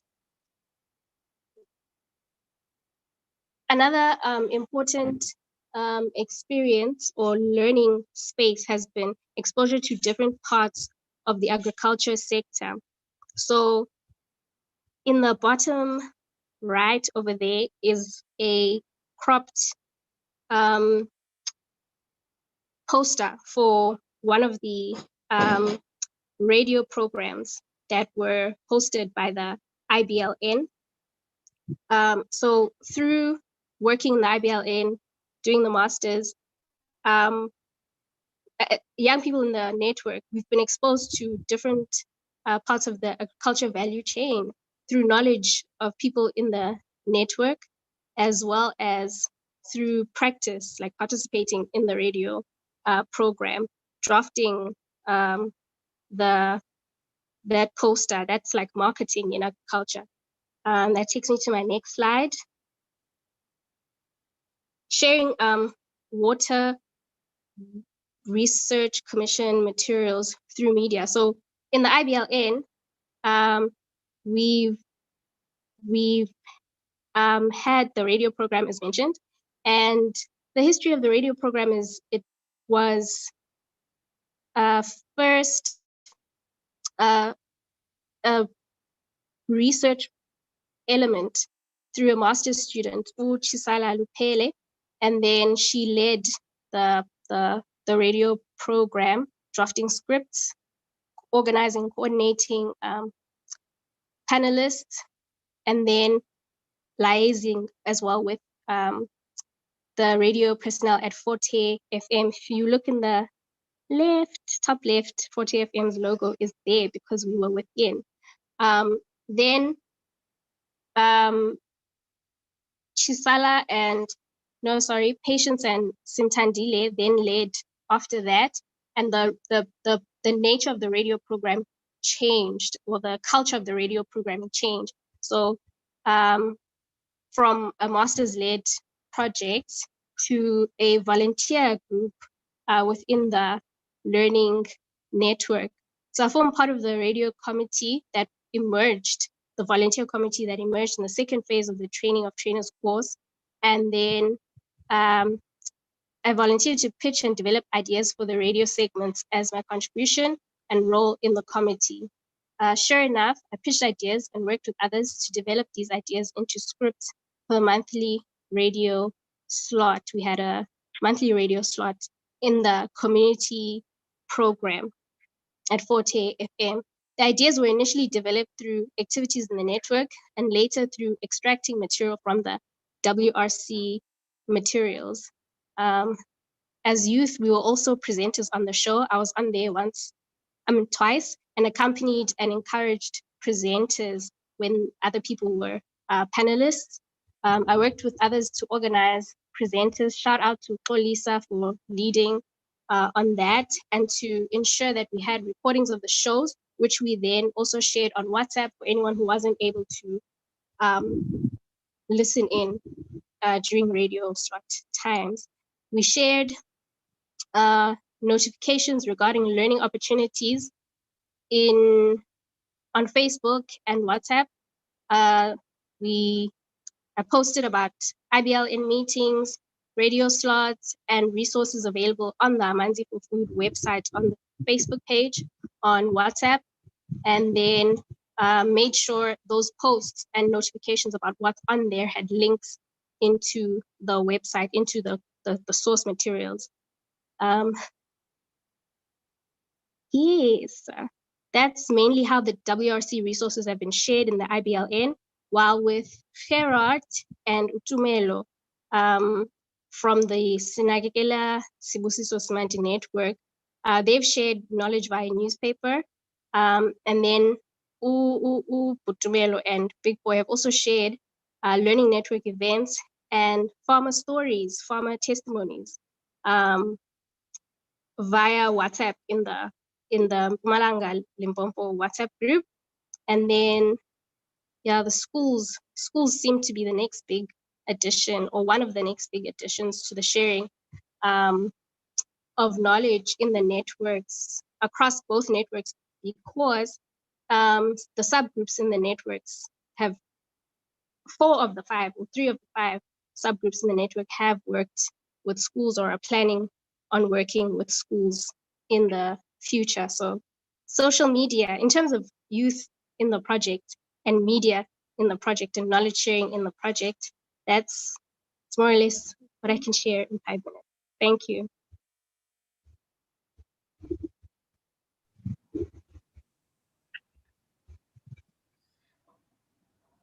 Okay. Hi, am I audible? Yes, Live. Yes, you are. Okay. And then I'd like to, Mrs. Peter is listening in on a phone call via my Zoom connection. I'd like for us to try and hear from her via my connection, if that's possible. Mama Peter, is she audible? Yes, we can, but it just sounds from far. Just try quickly, Live. Okay. Is that better? It's very difficult to hear. Too difficult, I think, Live. What a pity. Mrs. Peter, we'll share your presentation. To put her on the speaker, maybe.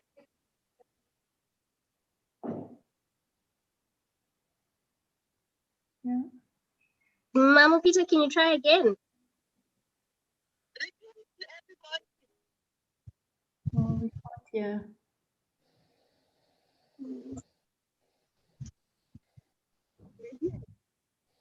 No, they're saying we can't hear. What we'll do, we'll share Mrs. Peters' presentation with everybody who was on the webinar. Okay. Okay. So we can do that, Sylvester, when we send the proceedings. Yes, we can do that.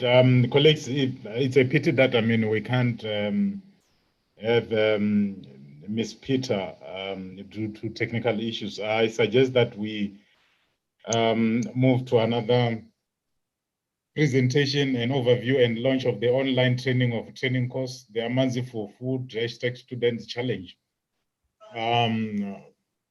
Profela, we'll do that on behalf of the team. Over to you, Prof. Okay, let me just get this up. Thank you very much, Sylvester, and thank you very much, everybody, and thank you to the team for sharing their experiences of the learning processes that we talked about earlier, that I introduced earlier, and the social learning approach and the social learning model that we've developed in this program, which involved, just for Desikan to catch up, the sort of engagement with the WRC materials and making them more accessible through a website and various other means, such as posters, and then through the central activity of the training of trainers course, which was to activate learning networks and then to work with the learning networks to support them through the various ongoing learning processes, including the social media and through especially the productive demonstration sites, which we've now seen evidence of from the different presenters that have been sharing their experience from the field. So I just want to say a very, very big thank you to all of them for being willing to be with us today and to share that. And what we're now about to do is to launch the Training of Trainers course, which we've pilot tested now 3 to 4 times in the learning networks.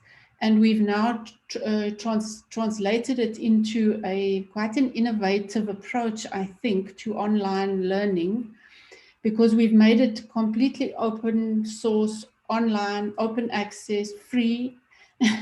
And we're also going to launch a student challenge to go with this course. So I'm going to take very short time now to do this, just to end as a way of getting to the end of our webinar. But essentially what we've been trying to do is to support the mediation and uptake and use of these beautiful materials that have been produced by the Water Research Commission, which, as I mentioned initially, we found were not being used. And in fact, the Water Research Commission were concerned about the fact that so much of these fantastic materials and all of this research was not being used in the community. So our project has been to mobilize and activate this knowledge into use. And so we've continued to work on all of these different strategies. And we now have this online. It can also be used as a blended course, which means that agricultural educators and lecturers can use it in their classrooms and they can integrate it into their curriculums.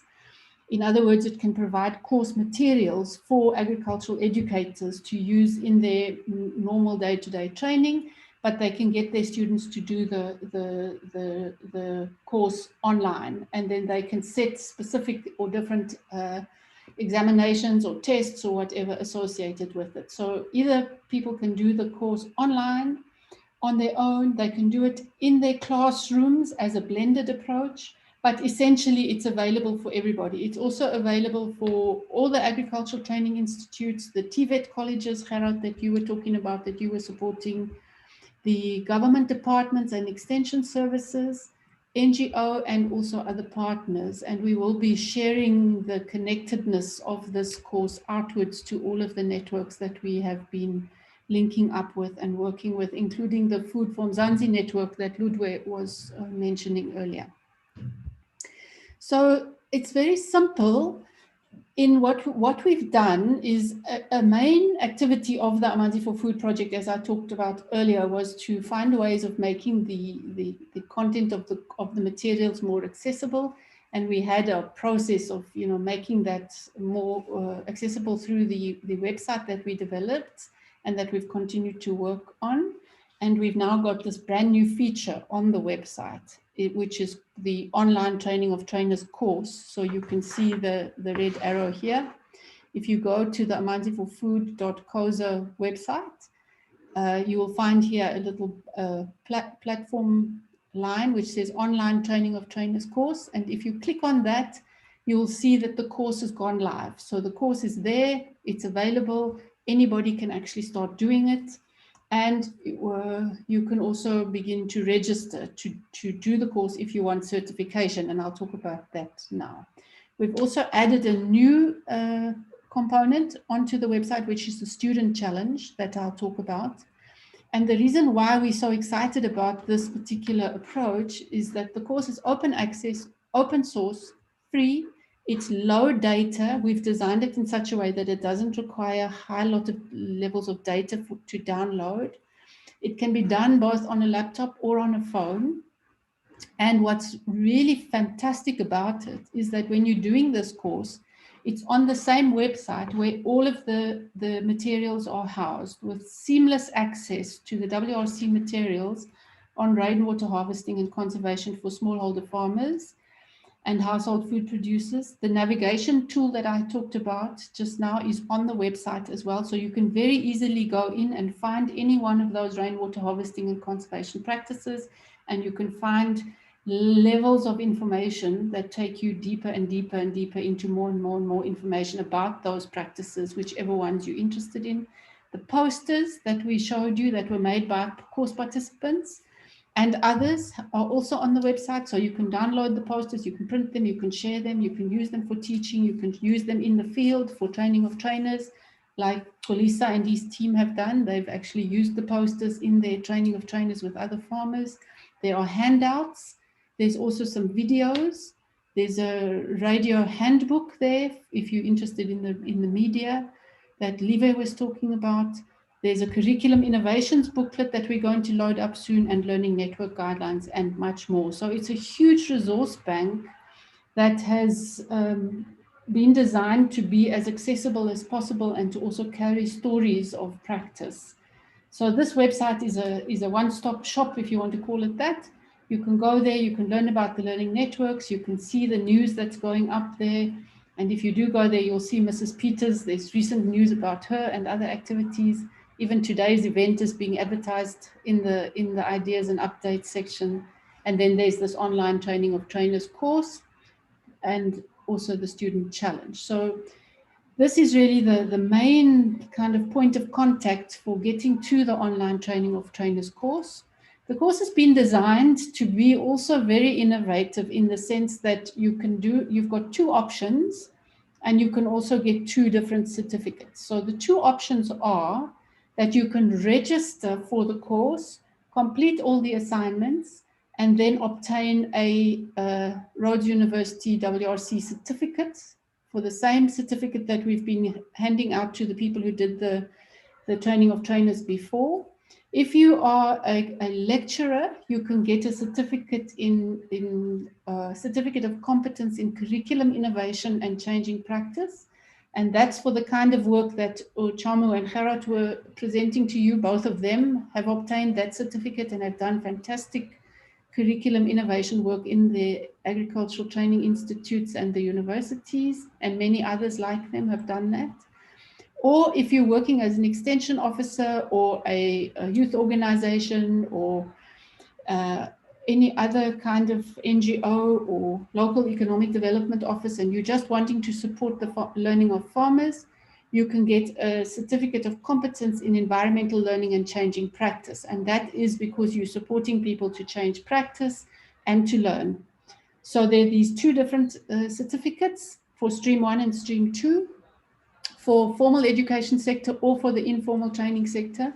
And for farmers who also share with us, as Mrs. Peters and other farmers, Toli and others have all got the certificates for doing this work together. So in order to get the certificates, you will be required to successfully complete the assignments appropriate to your context and to the level of certification. And then you need to register formally for the course if you want to get certification. If you don't feel like doing all the assignments and you just want to learn what's in the course and get to know the website and get to all the materials, you can do the course on your own. So anybody can do that course and have access to all of the materials, including the presentations and all the other resources, without registering for formal certification. So essentially, you get a certificate if you complete the assignments, and if you want to complete the assignments, you have to register. Otherwise, you can do the course for your own learning in your own time. Teachers can use it in their classrooms and adapt it, make their own assignments for their own students, and so on. So it's very flexible, and it's got this built-in options to reach as wide a range of people as possible. The course is it's got a simple structure. It involves quite a lot of work, but the work is fun. So it's a practical co-engaged learning process, and it involves 3 modules. The first module is people do a contextual profile. They do a practice analysis, and they learn together about what they already know, and also they try to identify what they don't know and what they would like to know about rainwater harvesting and conservation. They use the navigation tool.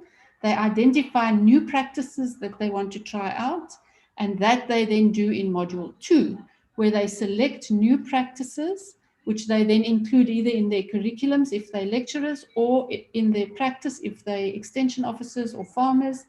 And then they collaboratively develop a demonstration site of the new practice. And here are these beautiful photographs of these fantastic productive demonstration sites that have been developed all over the place where people are doing these training of trainers courses, and people choose the ones that they want to do and the ones that they can do and the ones that suit them best. Then they continue to try out new ones if they want to.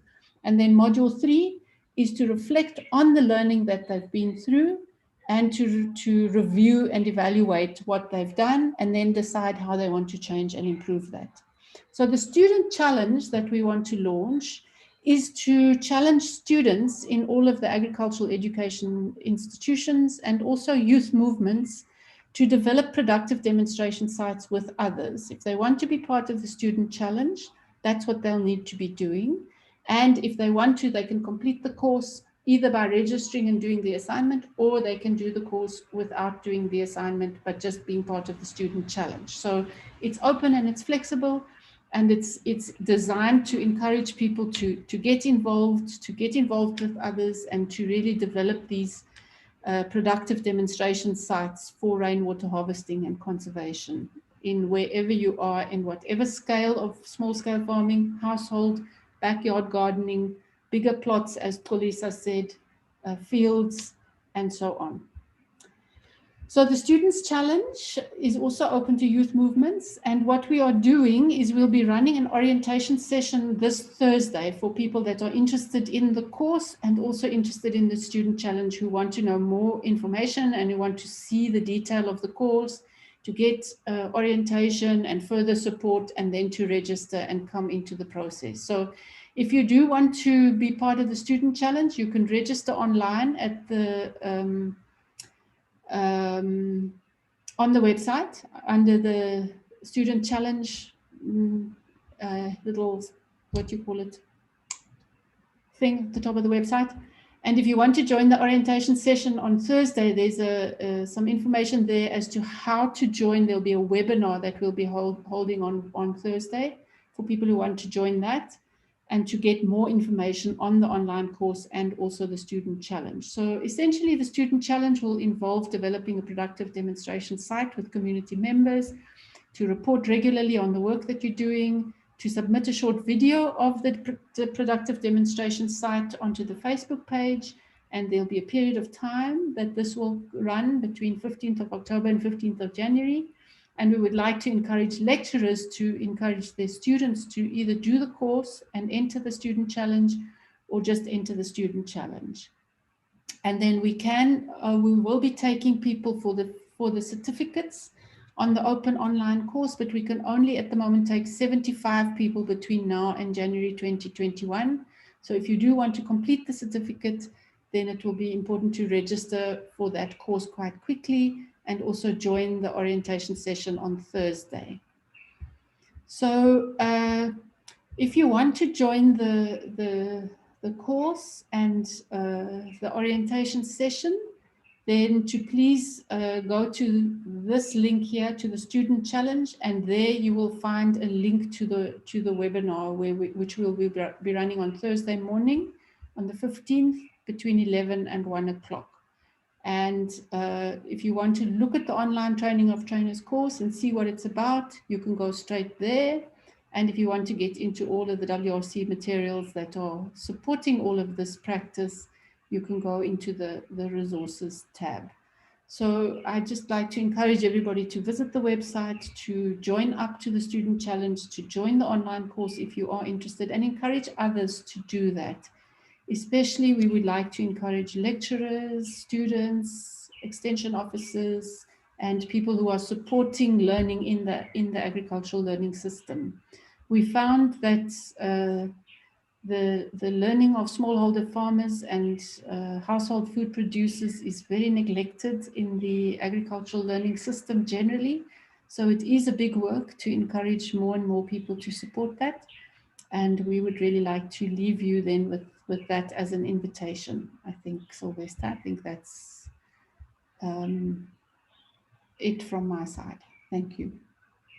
Thank you so much, Prof. I mean, colleagues, we have heard it from the horse's mouth, and these are the activities that, I mean, we are driving with our partners, and I do believe that, I mean, colleagues from, especially from those agricultural colleges, will encourage their students, to register online and familiarize themselves with this online course. I'm mindful of the time. I think I'm gonna go straight to the next speaker. My colleague, Dr. Samkils Chope-Gininza, with regards to Amanzi for food going forward, invitation to participate in phase 2 scaling. Sam, without wasting much time, over to you. Okay, thank you so much, Sylvester, and good afternoon to everyone that is part of this webinar. As Sylvester has said, my name is Sam. I'm working with the WRC as a research manager for this project. I'd just like to take this opportunity to thank the leadership of both the WRC and Rhodes University for actually affording us the time and the resources to be part of this great initiative that we have been discussing this morning. For me, it has been an absolute pleasure to work with Prof and her team. And as I already mentioned, the WRC is in a phase where we're moving from theory to practice, and this Amanzi for Food program is one of our strategic programs where we are actually able to see this implemented. Indeed, there can be no lasting impact without skills transfer and adoption of these technologies. And this is what makes this training of trainers course such an important tool for skills transfer for us as a WRC. And briefly, I just want to look at what next, what are the next steps for us as a WRC and as with the project team. We do believe that this is not the end of our partnership, but only the beginning, when the WRC intends to actually develop these learning networks into demonstration sites where more of our innovations will be demonstrated, implemented to increase adoption and encourage resilience, especially for small-scale farmers in the times that we're facing. As we are aware that as a country, we're facing increasing water scarcity problems, and adopting these rainwater harvesting technologies will actually help us to be more sustainable, to increase food production, ensure not only food security, but also nutrition security, especially in rural areas. And I'd say that we are very excited to see this project going and growing into a bigger space to be able to reach more farmers. And we are very excited by the involvement of the youth in the space. And as the young people, we are the people that should be taking this forward and be excited in actually being participants in building the economy of our country. So for me, thank you very much, Prof, and your team, and we are really looking forward to the second phase of this program. Thank you. Thank you so much, Sam. We really appreciate your sort of strategic guidance. Sam is the project manager responsible for this Amanzi for Food project. Colleagues, we are about to end our webinar. As I've indicated at the beginning of this webinar, our CEO, Sadezgen Naidu, will do the closing remark. He was not available, at the beginning of this webinar due to other commitment. And I do believe that Desgen is online. Desgen, over to you.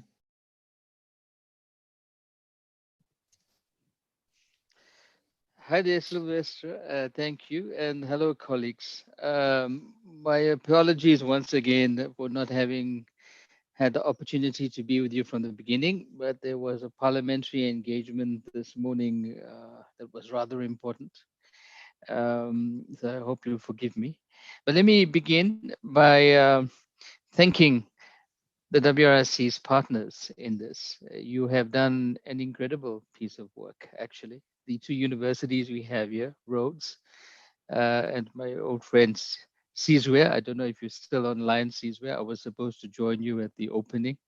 And of course, Hela. Hela has been working with the WRC for forever, and is really one of the stalwarts. And also welcoming the University of Mpumalanga. We're very delighted to have you on board. And part of this, I hope, will help to build up this new university. And we certainly need more training institutions in the country. And then the training institutes, Fort Cox and Taum.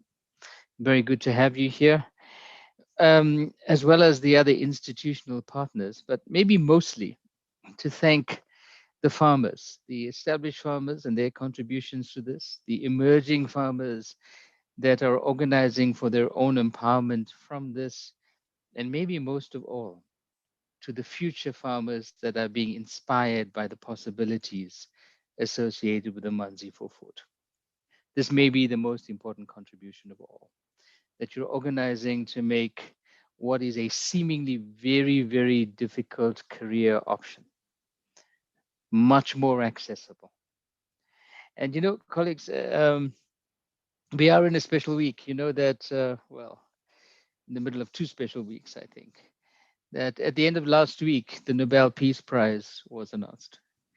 And this year's Nobel Peace Prize winner is, in fact, the World Food Program. It's quite amazing. It's quite amazing that it's a peace prize, and it hangs on a UN Security Council resolution from May of 2018, actually. UN SCR 2417, which was the acknowledgement by the UN around the connectivity between food security and conflict in a very public way for the first time.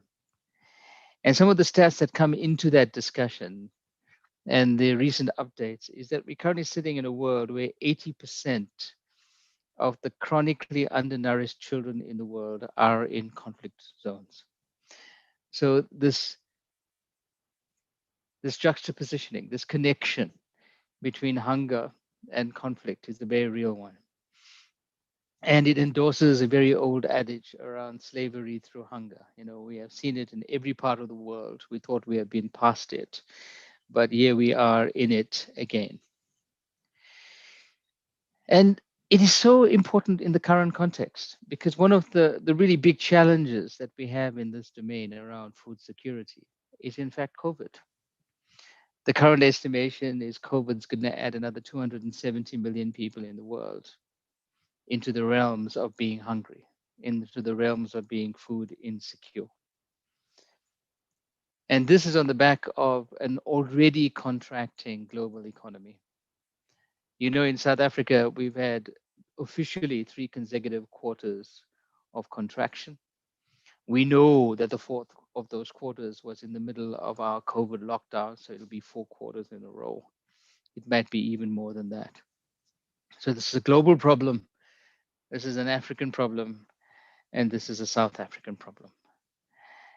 And right at the front of this is organizing for us to have another green revolution. This is one of the rallying cries that you can see in the literature now.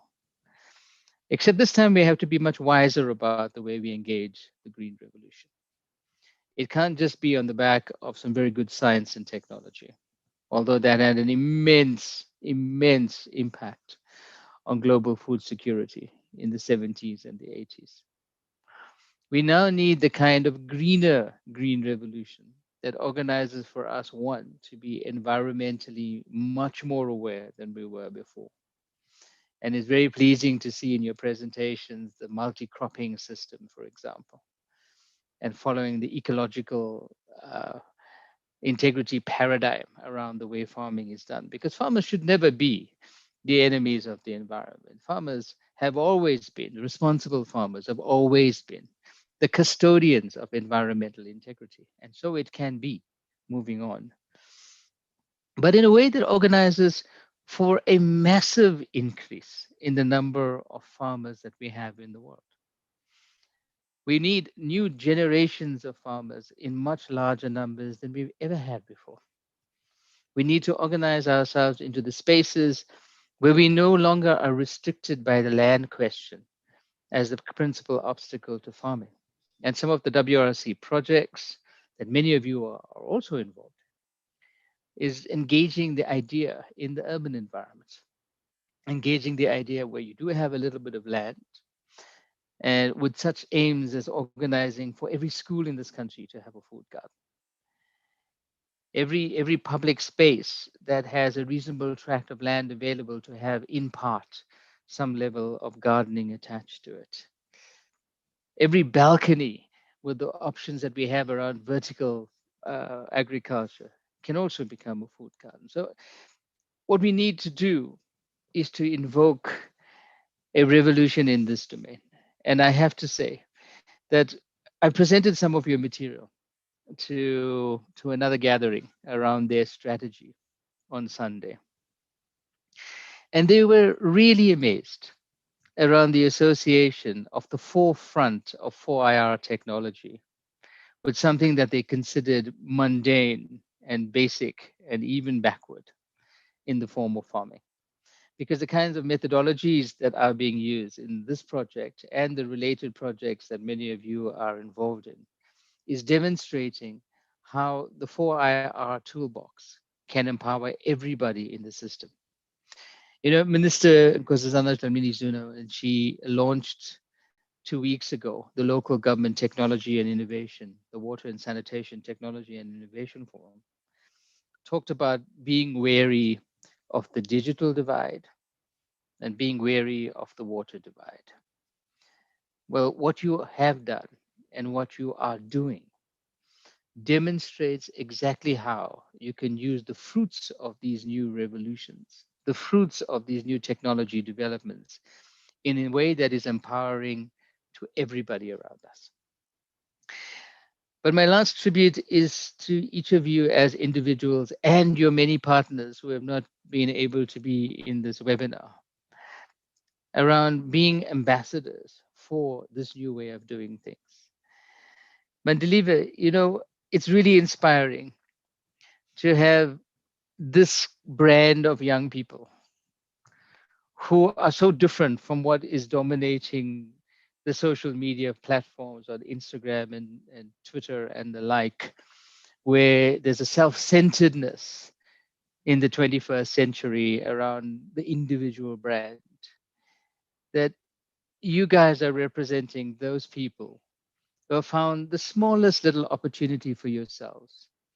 And your first instinct, and you're expressing it in these presentations, your first instinct is to immediately share. And you know, that talks about an agricultural revolution, that talks about going to higher levels of food security, but that also talks about building the kinds of communities that we would like to see and building the kind of country that we want to see. And then my very last word is that, Sizwe, I think it is immensely gratifying that in spite of all of the challenges that are facing the higher education sector, you are putting yourself forward around finding not only a way to build a new higher education system, but also organizing in a way that immediately and directly has an impact on the socioeconomic environment around you. And not the classical pedagogic paradigm of saying we will train the people, then the people will go out and work at some point, and that will have some return at some point in the future. These are the kinds of projects. In fact, this is not a project, this is a program. These are the kinds of programs that says that we'll do all of this together in an integrated way, in a value-adding way that adds value to the academic enterprise, it adds value to the practitioner enterprise, it adds value to the innovation value chain. And honestly, that is the kind of agricultural revolution that we really want to see. So I salute you personally, and the WRC thanks you immensely for this partnership. And on that note, I don't want to be the last barrier between you and low blood sugar. I thank you all very much for this opportunity to speak to you, but I thank you even more for the opportunity to have listened to your presentations. Thank you. Sylvester, back to you. Thank you so much, Des. Again, I don't want to repeat what you have highlighted. This is really encouraging to see the CEO of WRC, sort of articulating more or less similar position that I've highlighted at the beginning of this webinar. Last point from my side is that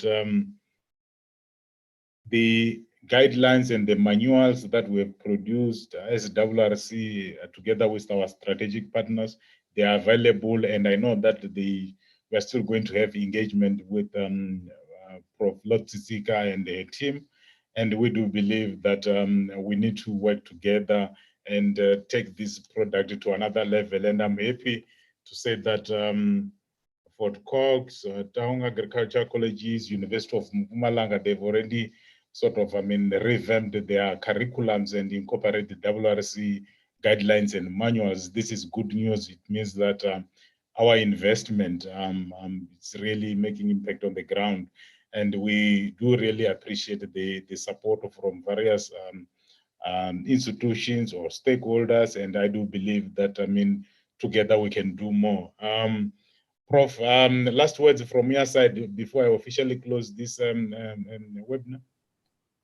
Thank you so much, Sylvester. I just want to put my camera on and say a huge thank you to everybody. Thank you to Desigan, thank you to you, thank you to the WRC, thank you to all of the colleagues that have worked with us over the years on this amazing program. Actually, I totally agree with Desigan that it sort of seems to be able to, get beyond all of the stereotypes about who can use information technologies and how we can be innovative in all sorts of different ways. So I really want to thank everybody for all of their work. I think the team here know how big and creative this team is. They are incredible. And it's been such a pleasure to work with the WRC. I've thoroughly enjoyed it. And I think all of our students that have been part of this program have learned so much being part of the way that the WRC works. We have appreciated that a lot. So I want to thank you also for the seminar today. And then a very, very big thank you to Tobile and to Lulu, who have been spending hours behind the scenes, making sure that this webinar is going to work today. I think for those of you who run webinars know it's a big job to get a webinar to work. So thank you so much to Lulu and to Tobile as well, and to you, Sylvester, for the chairing today. Thank you. You are welcome, and colleagues, thank you so much for the support. We really appreciate that as Water Research Commission. I do believe that you will continue supporting us. We have come to the end of this webinar, and have a lovely day. Take care. Bye. Thank you. Thanks, Ludwig. I can see you've come back in. Yes, bye. Thank you. Thanks, everybody. Thank you. Thank you. Goodbye to everybody. Thanks, Lulu, for your big work. Thank you, Lulu. Thanks, Karat. Thanks, Live. Thank you, everyone. Have a great day. Thank you, team. Thank you to our presenters. You guys were great. Goodbye.